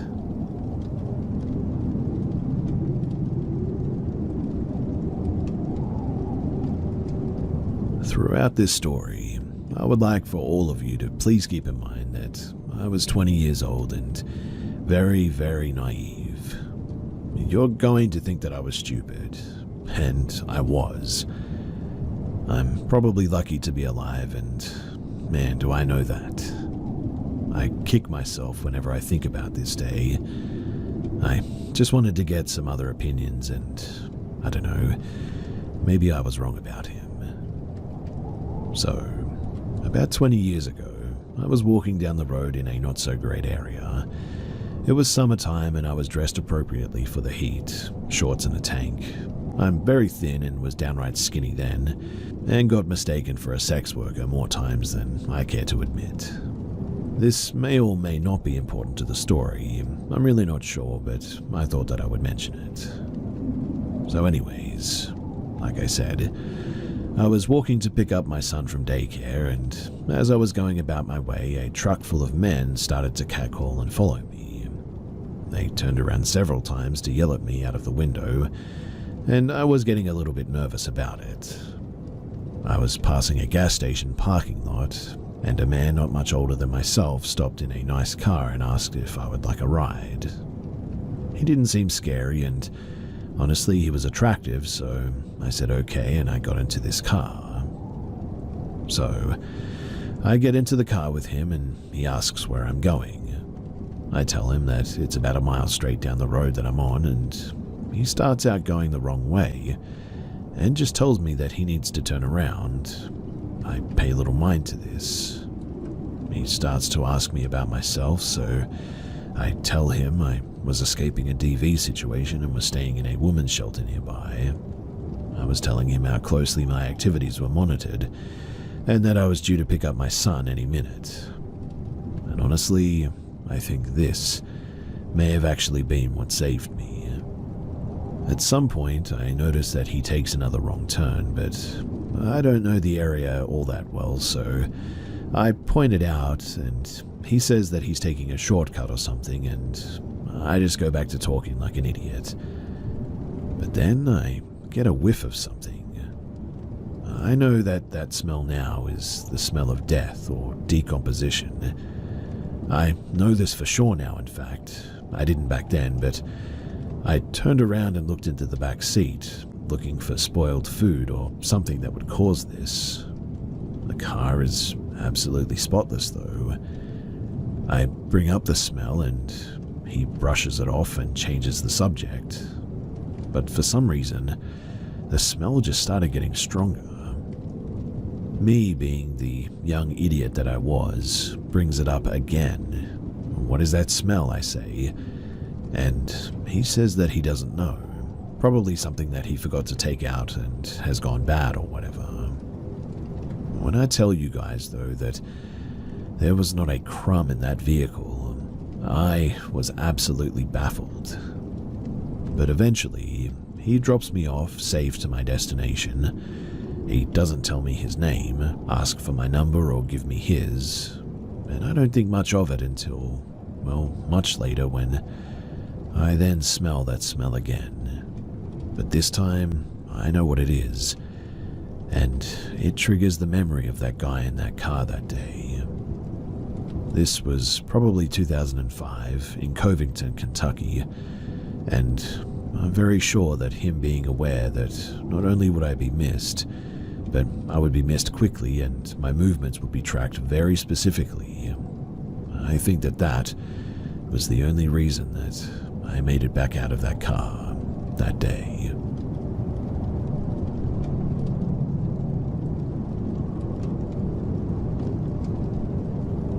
This is going to be a bit of a long one, so buckle in. This is a story about my family and myself. I'll do my best to remember all of the events and the details that I can. I apologize if some of this is hard to understand, but I'm just trying to sort of relive my childhood to tell this story. So, the year is 1993. My parents have 3 kids at the time, my older sister, my older brother, and me. 2 more sisters come in later on, but we are closing on the house, my parents' house, and this is where it all started. So as closing was coming to an end, my parents were asked if they had any more questions about the property. My mum asked Mr. G, the seller, if anyone had died in the house. Random question, I know, but Mr. G's response was, "Why? Are you scared of ghosts?" I guess that was the end of their closing, and so we eventually moved in. It was a hood city, but our neighborhood was one of those movie neighborhoods where all of the houses looked the same except for the one that we had just bought, and everyone knew everyone and everything that went on in that place. All the houses in the neighborhood were single-story, 2-bedroom, a 1-bath house with a kitchen and living room and a dining room. Mr. G added to the house that we had bought when he owned it, and it was a 2-story, 5-bedroom, 3-bathroom with a beauty salon and a workshop attached to it too. I think Mr. G's wife was a hairstylist or something. So our house was the biggest in the neighborhood. Anyway, we get settled in the first week. My bedroom was supposed to be the last room on the left upstairs, but from day one I was absolutely terrified of that room. So me and my brother shared a room instead, the last room on the right. After we get unpacked and settle in, we decided to take a bit of a stroll around the block. We closed up the house, turned the lights off, shut the front door, and head out on our walk to interact with the neighborhood. We made our way around the 5 roads that made up our community, and as we made our way back to the house, we could see it in the distance. All of the lights were on in the house, and the front door was open. My mum made us stay back, about 2 houses up, while my dad went and checked the house. When my dad gave the clear, my mum called the police to make a report, and they also checked the house and didn't find anything or anyone, so it was just let go. Now, I believe that this was one of the first signs of paranormal activity in this house, and so that's why I brought it up. I don't know how much time had passed, but it was a short time, maybe a couple of days or maybe a week at most. But we did the typical welcome to the neighborhood housewarming party at our house, and a lot of neighbors came to visit and party and all that. Our next door neighbor Bill was hesitant about coming inside and stayed on the front porch, but eventually came inside and sat on the couch and drank some beer. One of the downstairs bedroom that was attached to the living room was mine and my brother's playroom or TV or Sega Nintendo room. My hamster cage was in there too, but during this party I decided to put my hamster in the ball, and Bill was loosened up by this time. And well, said hamster rolled around in this ball and made it into the living room, and Bill got quiet. My parents noticed this about Bill and asked him if he was all right. I guess Bill wasn't accustomed to hamsters and their toys and all that he had seen was a ball, but Bill said that if that ball moves one more time, that he was leaving and that he won't be back. Well, about that time, my hamster turned into the Flash and just sort of took off in this ball. Bill literally flew out the door and he just went home. He stuck to his word years later until we moved, and he just would not enter our house and would only come in the driveway or yard sometimes, but rarely he would come onto the front porch. even after my mum told him that it was a hamster in a ball. Well, we were there a few months living the 90s family life, and my mother is outside and starts a conversation with the lady across the street. We called her and her husband Meemore and Pawpaw, and this is when Meemore informs my mum that two ladies had actually died in our house from cancer, Mr. G's wife and daughter. Meemore also goes to say that Mr. G was a bit of a weird guy and had secret rooms built into the house behind bookshelves and all that. Secret doors and rooms full of old school firemen set up stuff, like firemen's axes, fire hoses on a reel, behind a wall, she believed. It was the wall that the stairs were on, apparently.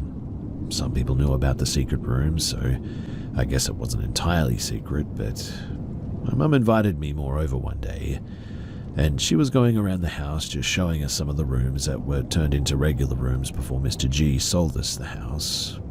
One was in our computer room, which had the stairs to go upstairs, and right beside the stairs was a built-in bookshelf. That was apparently one of the secret rooms that went under the stairs and into our laundry room. The bookshelf had been screwed shut, but if you went through the door on the other side, you could see the back of the bookshelf that still had hinges and was screwed shut to the wall on the other side so that it couldn't be opened. The upstairs bedroom, my bedroom, you could also see a faint crack on the wall that went over to the stairs in the shape of a door.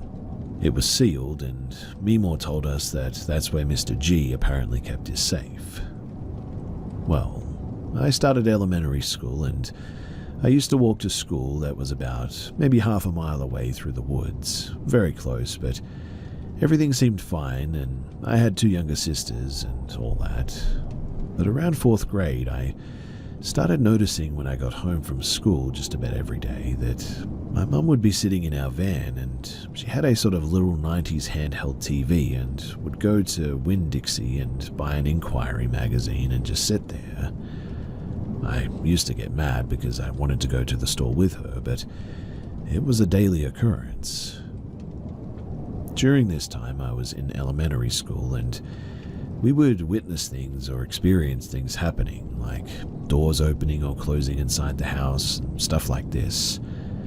It would be slow as well, like a draft. Not fast swinging, opening, or slamming shut, but they still definitely moved. Things were moved too. My dad played it off as drafts in the house and forgetting that we left so-and-so here or there, but I didn't know this at the time, and my mum was stressing and freaked out by this. My mum was huge on psychic Sylvia Browne on the Montel show, and at this time I'm in middle school, and my brother and I came home walking home from school one day and noticed a bag with our DVDs sitting beside the trash can, so we went to go and get them.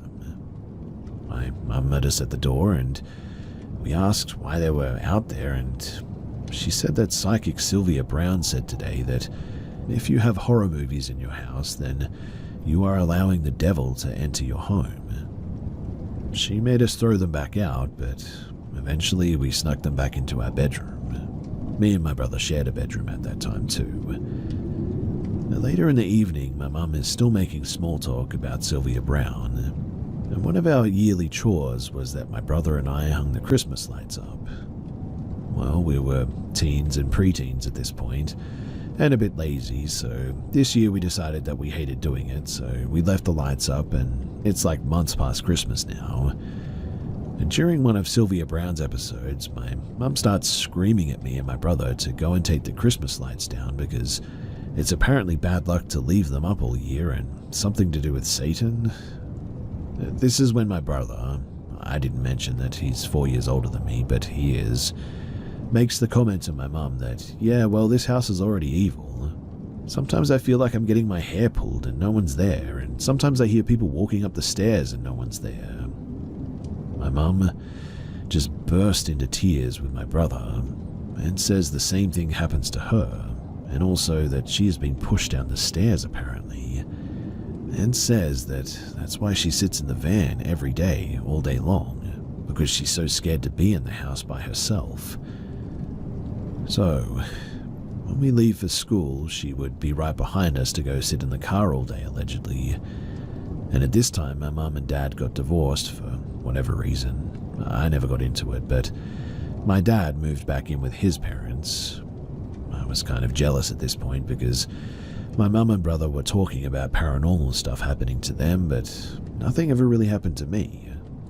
I was pretty much unbothered by spirits, to be honest. My mum started calling them spirits instead of ghosts or demons. My guess is that she was hoping to ease her own mind or something, but I was going to leave this part out, but I'll tell it anyway just in case it's meaningful in some sense. I was home alone one day, and my mum and brother and little sister went to the grocery store or something, and I, for reasons I won't get into, tried to end myself with a belt.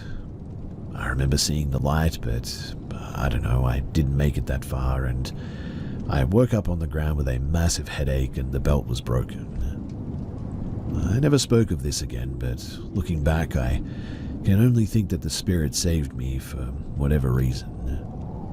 I got to my feet and ripped the collar off of my shirt, and when my family got home, I acted like nothing had happened, but my mum asked me what happened to my neck, and I quickly got the ripped shirt and told her that I was in the attic and my shirt got caught on a nail and almost choked me.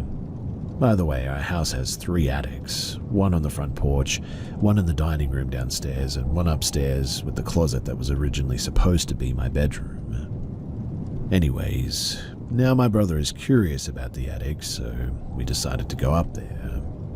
We got creeped out because we found a mold of someone's teeth up there. It scared us, but we didn't let it get to us too much because we used to store our toys up there. My mum ended up getting a headboard and a bed frame from a lady because my mother wanted to get rid of her waterbed at some stage. And well, a short time later, the lady that my mother got the bed frame from actually died. My mum would accuse me and my brother of peeking into her room in the middle of the night around this time, and we swore that it wasn't us. Then, she said that she would see these solid black shadowy figures as tall as the door frame looking in her room. There were apparently 2 of them. My mum put 2 and 2 together, and her theory was that whatever spirits were in the house didn't like the bed frame because there is possibly a spirit attached to it. She quickly got rid of that bed frame. So it's coming up to Christmas time again, and I get a remote control truck from my grandmother. Well, me and my brother are in our room watching MTV, and the RC truck just starts moving by itself. It drove itself out of my bedroom door and just stopped. My brother smacked me in the head and said to stop playing with it or go downstairs because he's trying to watch TV, probably the Tom Green show. I told him that I wasn't playing with it though, that I had forgot it and left the remote control at my grandmother's house.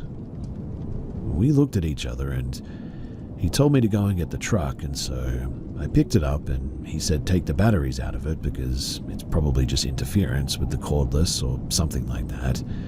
I don't know, it made sense back then. Well, I opened the bottom and it only has 1 of the 4 AA batteries in it.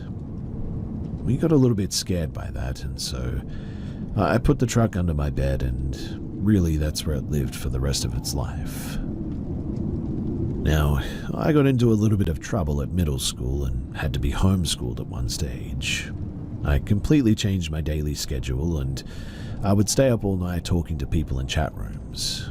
But we had a web TV, not a PC, and when my brother's alarm clock would go off for him to get up for school, that was my alarm clock to end up going to bed.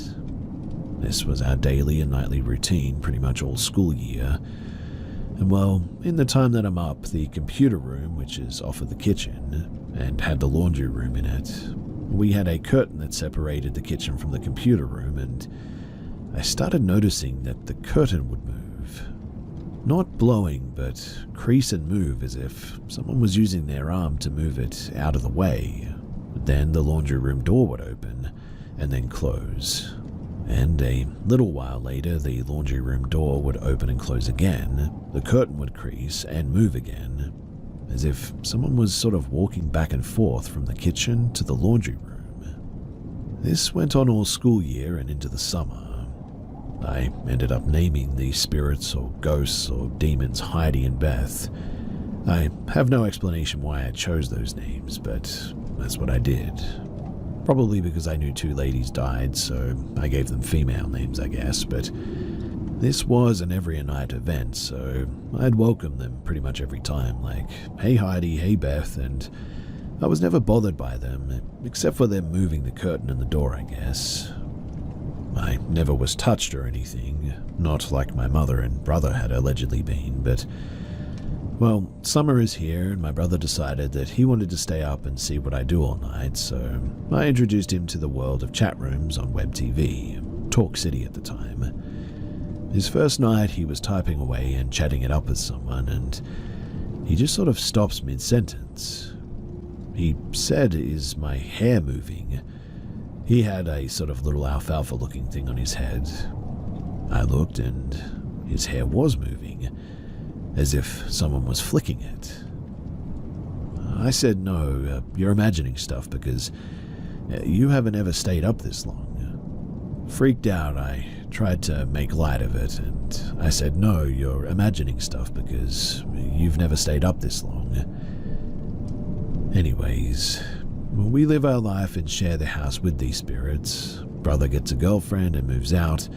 A couple of years later, I move in with my girlfriend. My mum goes downhill, heavy drinking, popping pills until it put her into the hospital in June of 2007. And then in July of the same year, the house actually catches fire. The fire department thought that it was arson, but the paperwork reads that it was undetermined. August of 2007, my mum loses her battle to alcohol, and it was after a 3-month stay in the hospital to liver failure. Only the downstairs of the house was burned. The fire department got it out and put it out pretty quickly. And well, me and my brother decide that we're going to go to the house to see if we left anything salvageable in the attic from our childhood. While in the attic in the closet, in what was supposed to be my room, something just made me start pulling back the insulation up there, and it was then that I actually found a Ouija board with a check from Mr. G to professional ambulance services and a picture of the two ladies. My guess at the time was that it was Mr. G's wife and daughter.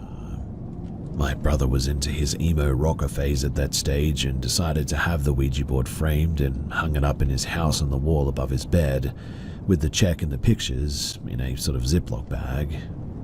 My older sister works for a heating and air company, loved her boss, did everything for him and his other employees. We have a local dirt track racing where I live and decided to go one day and posted a picture on Facebook. My sister called me and asked if I was there though, and she was apparently in the pits, that her boss races there on the weekends or something. She told him that her bro was there and they got us from the grandstands and took us up to the pits where she introduced him to us. She said, "B, this is my boss, M, and M, this is my bro, B."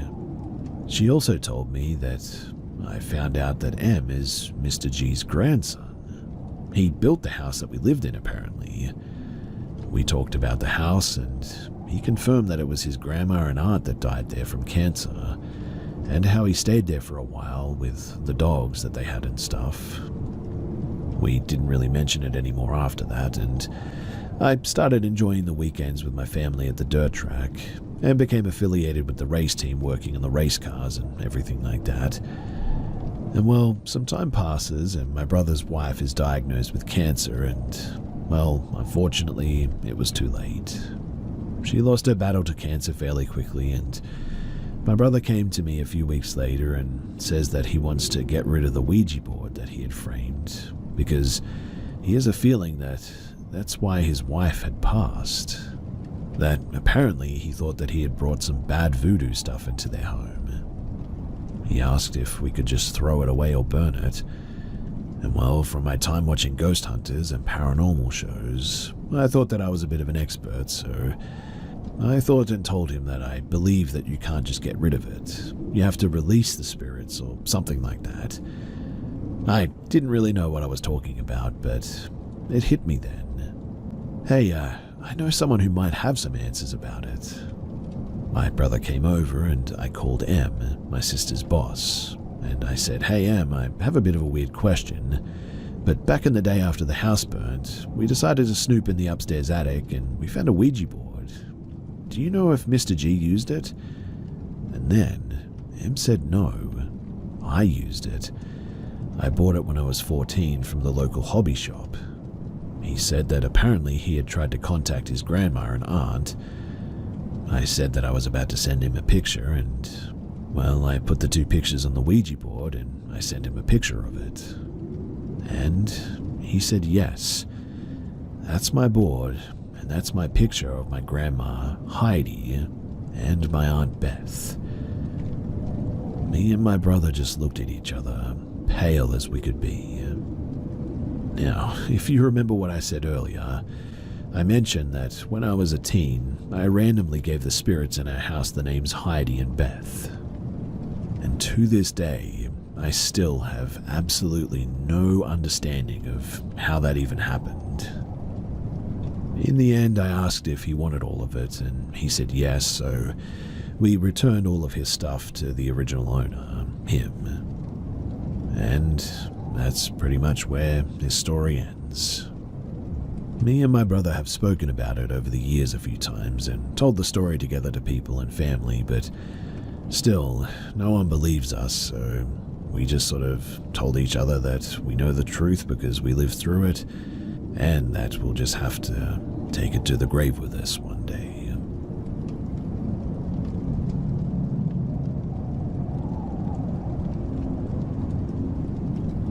I, a 25-year-old female, live in Seattle, and yesterday I stopped at a gas station in the late afternoon. This station had two sets of pumps, one by the storefront and on the main road, and another parallel to the cross street, a bit further away. I parked at the pump in front of the store, and there were no other cars or people around, except for a van parked at the other set of pumps. Now, as soon as I parked, I saw a woman walking from the van and towards the store. It was a rainy, gloomy day, and she was in a floral dress that looked very cutesy and Christian cottagey sort of woman.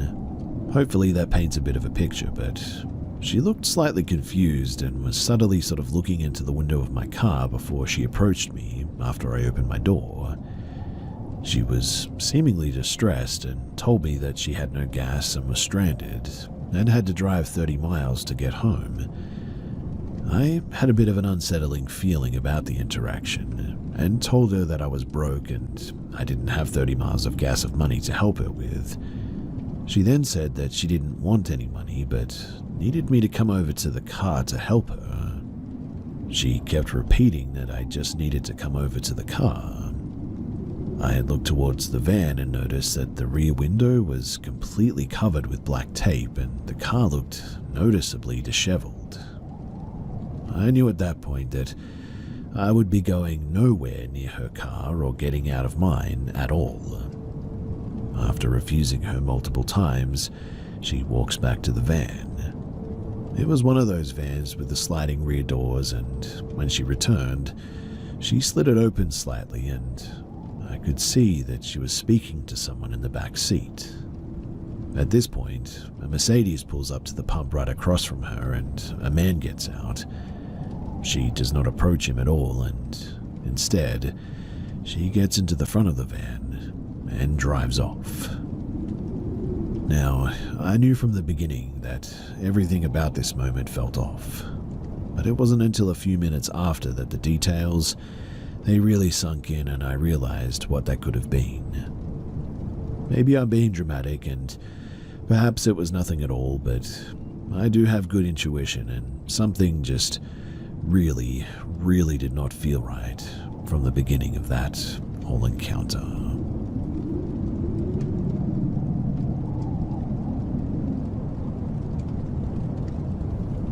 This happened in Indianapolis, Indiana. Roughly around the year 2004 or 2005, my ex-wife and I had our first kid. We were both young, as I was 23 and my wife was 19. At that age, we both wanted our own place, and we decided to get an apartment together. we searched for a few weeks and settled on some brand new apartments that were still in the process of being built. To my knowledge, this wasn't anything but a cornfield beforehand, but I've heard other stories of these apartments being built on old Indian burial grounds. I've never found any proof of this though, and so I'm not really sure. Anyway, during the process of moving in, we would bring our pit bull over to get used to the house and explore a little bit. The first red flag was my pit bull named Phoebe wouldn't go anywhere near the place. She would sit outside the apartment and whine until we would go inside and then start barking. Looking back, it's one of the obvious signs that something paranormal was going on, but that thought just never really crossed my mind at the time. So, after everything is moved in, things seem to be going great. I worked second shift as a waiter and would often pick up hours for a few extra bucks while my wife was in cosmetology school.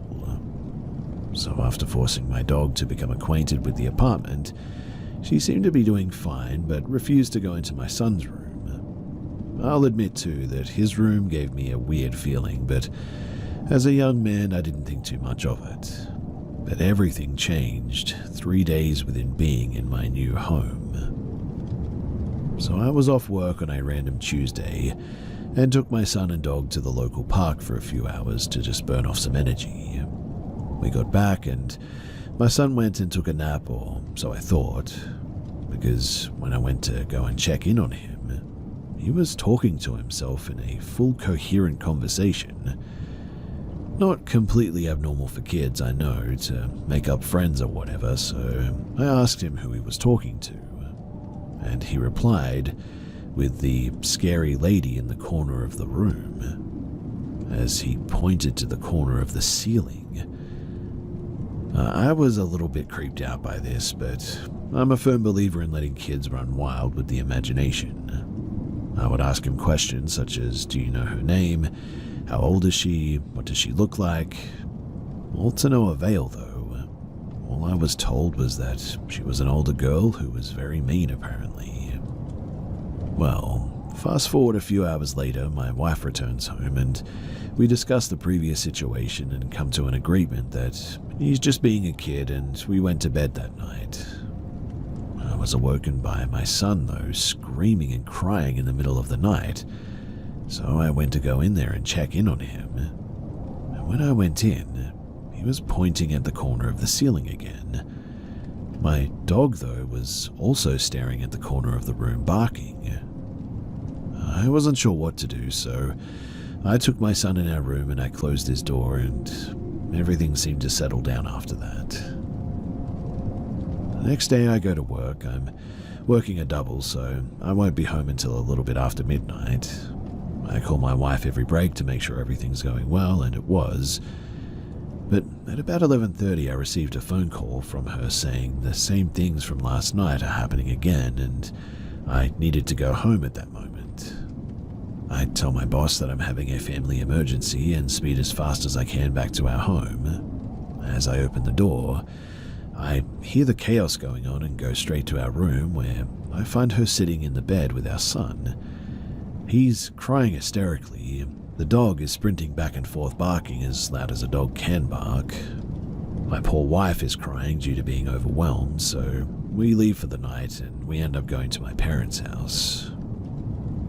As we're driving there, my son looks at me dead in the eyes and says, "Daddy, she wanted me to tell you that she's a poltergeist." My son is 2, mind you, doesn't even know the word, has never seen or heard any conversation even remotely close to that topic, so I knew then that something weird was going on and that this wasn't all bull. We returned to the apartment the next day, and my whole house is as if it has been just completely turned upside down. My son's dresser is on the floor, all the clothes are spread out all over the room, the toy box was empty and every toy that we had was scattered around, his crib was vertical up against a wall, and it was that day that we decided that it was time to move out. Honestly, I get a bit teary-eyed even sharing this because It feels like I just haven't and cannot begin to process this whole thing. And it happened like 20 years ago now. Later that year, he actually walked in on my wife and I watching The Grudge at one stage. He dropped down to the floor though and instantly started crying and saying that apparently that was the woman that he had seen. I've always been a believer in the paranormal, or at least wanted to, but this experience made me look at life differently. Not only because my whole family was traumatized by this event, but because you just never know what's truly scary until you're up against a force that you cannot even see.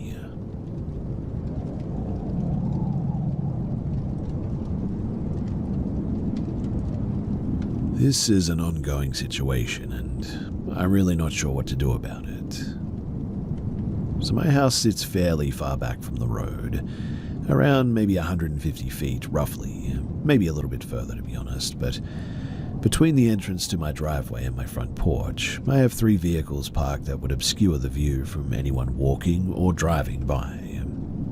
I live in the country on a side road with no stores or anything along it or nearby even. So someone getting lost looking for an address or something out here is pretty unlikely. What I mean is that there's really no reason to be here at all, unless you know someone, and while the roads are a couple of miles long, there's only 6 houses on it because it's an agricultural area with wide gaps between neighbors. No streetlights either, literally almost pitch black out there at night. Now, about a week ago, I was waiting for the mum of the boy that I sit for to come and pick him up. It was still pretty light out, it was about 7 p.m, so it was just starting to get dimmer outside. When the kid's mum came in to get him, she and I were talking outside the car for a minute while he was finishing a match on Apex when we both heard a noise that sounded like someone trying to stifle a cough from in the kiwi orchard bordering my house. I thought that it was her kid at first because he tries to jump scare me all the time lately, despite stealth not exactly being in his wheelhouse, so coughing or laughing when he's setting up to try and get me and giving away his position is a pretty common thing at the moment.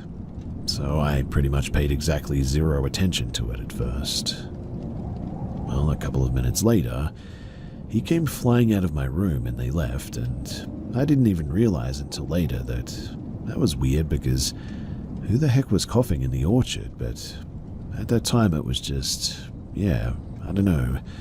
I didn't even register, I guess. Well, later that night I was sitting outside on my front porch just smoking. It was somewhere between midnight and like 1 in the morning. My lighter was dead, so I lit my cigarette in the house on my stove and then ran outside with it. I was sitting with my back to the road smoking. I had no porch lights on. My phone was on the dimmest screen setting because I didn't want to entice the mosquitoes that were already out there. And well, about halfway through smoking, a man spoke up from somewhere near me and asked if he could have a cigarette. It surprised me so much that I instantly just froze. Literally thought that an ad had popped up in the background tab on my phone or something. And then he said it again. So I turned around and he was right behind me. This dude was tall as well, like really tall. Somewhere between like 6'3" and 6'6" at least. Beard, long hair, barefoot, wearing maybe blue or grey pants and no shirt, and a long coat or robe. Kind of hard to tell in the dark, even though I had turned on my phone flashlight and he was 5 or 6 feet away from me. At most, like 2 steps and he would have had his hands on me. I didn't know what to do or say, like my heart was pounding so fast that I pulled out of my pack, and when he started to step forward I said, "No, stop, you don't need to do that here," and I just tossed him the whole thing. When I told him to stop, he did, but like weird.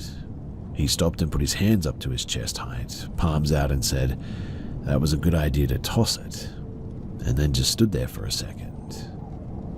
I literally didn't know what to say, and before I even had a chance to, this weird guy just backed away, Like he literally walked backwards, back towards the road, to where I could no longer see him. I didn't hear footsteps after that, so I don't know if he kept walking or just stopped, but I also have no clue how the heck he got so close to me like that, or where he even came from, or how he even knew that I was smoking unless he was nearby enough to smell it, or something like that, because it's not like he heard me light it. I mean, I lit it inside, or how I've never seen him around at all. But it gets worse because I've heard noises around my house every single night since then. Not like right up on my house or where my cameras would catch him, but like noises in the orchard, near the canal, too close for comfort for sure. Really, I'm just not sure what to do. I asked the sheriff to patrol out here if they could, but they're almost never out this way, and I cannot exactly report him if I don't know where he is, or if he's actually doing anything to be reported for. It obviously creeped me the heck out, and I have a weird feeling about that dude, but really I just don't know what I can do about it, which is why I'm here. What do you guys think that I should do?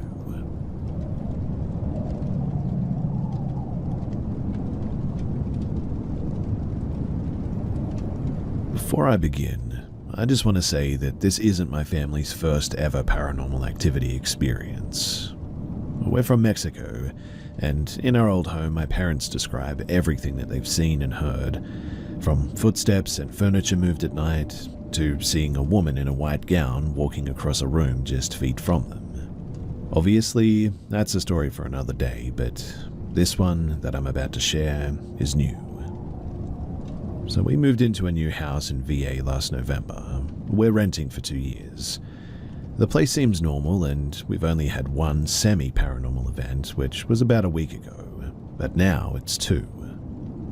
So I was watching some YouTube videos on TV in the living room. It's me and our 3 dogs in the living room downstairs, my nephew, 4 years old, and my mum in their bedroom upstairs. I paused the TV and went upstairs to get a jacket to walk my dog. I open my parents' room door and ask my mum if I can head out for a few, and she tells me yes, but then tells me to come inside.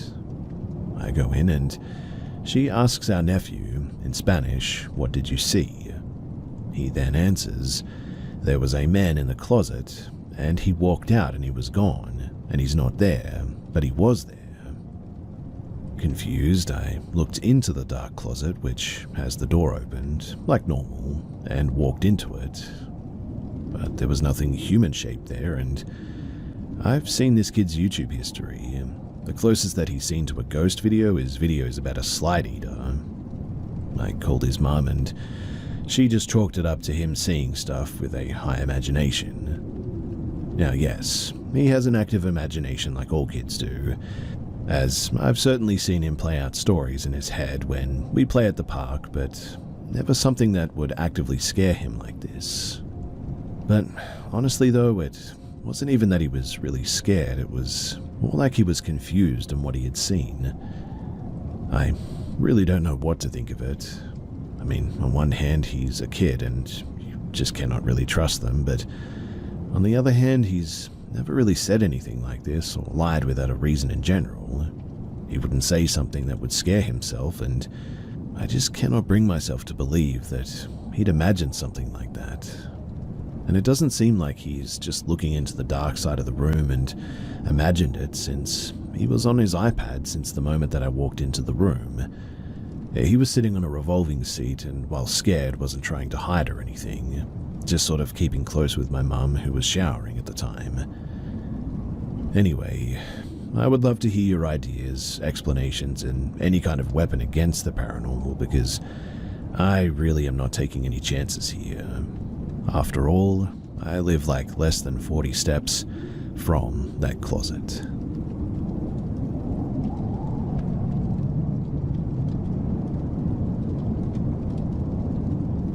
This happened a few years ago, and really I still cannot make any sense of it.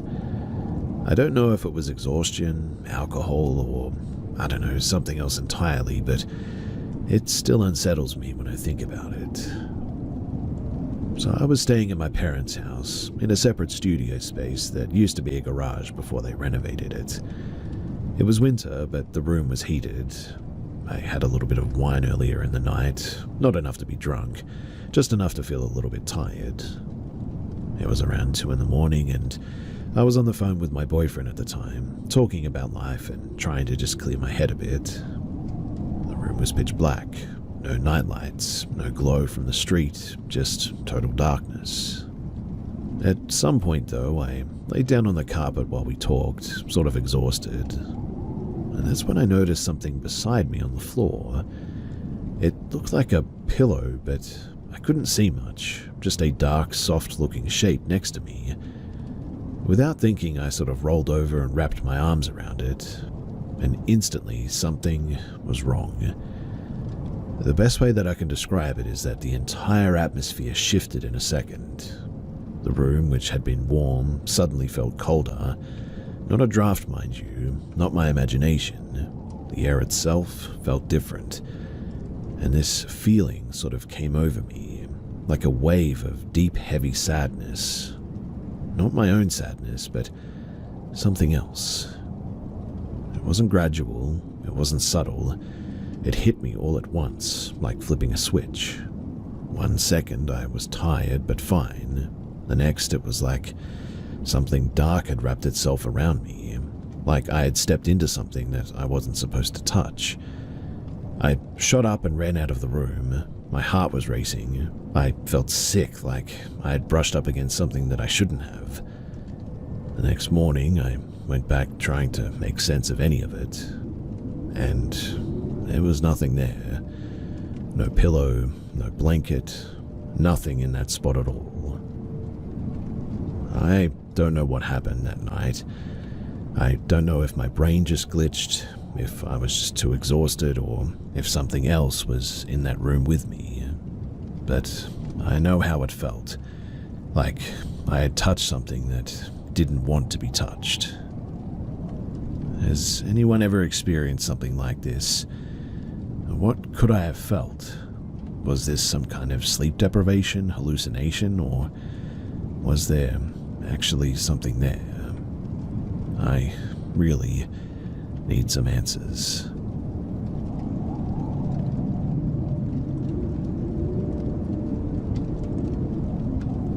So last year in September of 2024, I ventured up to the Hoko Azet Road near the Blue Canyon area to set up some trail cameras. My goal was to capture footage of wildlife, bears, cougars, bobcats, or any notable deer. After scouting for the perfect spot, I found a small pull-off along the road and made my way about a mile into the dense woods, following various game trails. The air was crisp, filled with the earthy scent of moss and damp foliage. Along the way, I gathered a bunch of chanterelle mushrooms, adding a pleasant bonus to my outing. I eventually found an ideal location, a flat area with good visibility in both directions along a well-used game trail. The forest canopy allowed only slivers of sunlight to break through, casting shifting shadows on the ground. I set up 3 trail cameras, ensuring each was on video mode before securing my gear and heading back to my truck. Now, a few weeks later, I returned to check the footage. The forest was just as I had left it, silent and undisturbed. To my surprise, 2 of the cameras had captured nothing at all, while the third had recorded only 4 pictures instead of video. The SD card felt ice cold in my hand as I loaded the images into my laptop in the truck. The first image, it showed nothing but trees and brush. The second revealed a woman in a long flowing gown, standing eerily still, clutching an old-fashioned doll in her arms. The fabric of her dress appeared tattered and her face was obscured by the shadow of her hair. The third image was even more unsettling. She was now facing the camera directly, her lifeless eyes locked onto the lens, the doll held firmly against her chest. The fourth and final picture, it had returned to the empty forest scene. as if she had just simply vanished. A cold shiver ran down my spine upon seeing this. This area, it's remote. No one should have known where I placed my cameras, let alone been wandering around alone in the woods at that hour. I hiked back to the location where she appeared in the pictures, yet I found no footprints other than my own. The undergrowth was undisturbed, as if no one had even stood there. I took the SD card home and I transferred the images to my laptop, not realizing that this simple act would invite something into my life. That night, I began experiencing strange occurrences. I saw shadowy figures moving through my home, heard footsteps echoing in empty hallways, and felt an eerie presence lingering just outside of my vision, as if something was watching me. Determined to get some answers, I decided to return to the site, better prepared this time. This time I brought additional trail cameras, perimeter alarms, and chem lights. I set up my hammock in the center of a protective ring of cameras and alarms, carefully marking an exit route. The forest felt heavier this time, as if it knew that I was there. My plan was to stay overnight and witness whatever it was that was out there firsthand. As darkness settled in, the woods fell into an eerie silence. Not even the usual nighttime sounds of crickets and owls filled the air. Armed with night vision scope, I kept watch, scanning the surrounding trees for movement. The hours, they passed uneventfully, until just after midnight, when everything changed. A rapid succession of deafening booms filled the air, relentless and overwhelming. My immediate thought was gunfire, an attempt to scare me off perhaps. But as I took a breath and assessed the situation, I realized something far more disturbing. Every single one of my perimeter alarms, they had all triggered at once. A deep, primal fear took hold suddenly. My hair stood on end as I grabbed my pack and rifle, heading for my exit point. I didn't walk, I ran. The thick brush clawed at me as I sprinted through sticker bushes, stumbling and falling multiple times. My legs burned, my lungs screamed for air, but I didn't dare slow down. My only focus was reaching my truck now. Bursting through the patch of ferns, I suddenly found myself tumbling into a ditch, chest deep into the cold earth. The scent of damp soil filled my nose as I clawed my way out, my pulse hammering in my ears. Finally, through the darkness, I saw my truck gleaming under the moonlight. I reached for the door handle, and that's when everything went black. The next thing that I knew is that I was sitting in the driver's seat. My pack and rifle, which I always stored behind the driver's seat, were inexplicably behind the passenger seat. My hands were shaking as I gripped the wheel. I quickly checked, and 3 whole hours had passed. Yet I have no memory of anything about what had happened. Shaken to my core, I sped home and I immediately collapsed into sleep. The exhaustion was overwhelming for me, and it was honestly as if I had run for miles. A few days later, I returned one last time to retrieve my remaining equipment. The air felt oppressive, as if the forest itself was warning me to leave. After removing everything from that spot, the strange occurrences at my house, they just suddenly stopped. The shadowy figures, the footsteps, the eerie presence, all gone, just like that. To this day, I don't know who or what appeared on my trail cam, but I do know one thing. I certainly won't be going back to that spot ever again.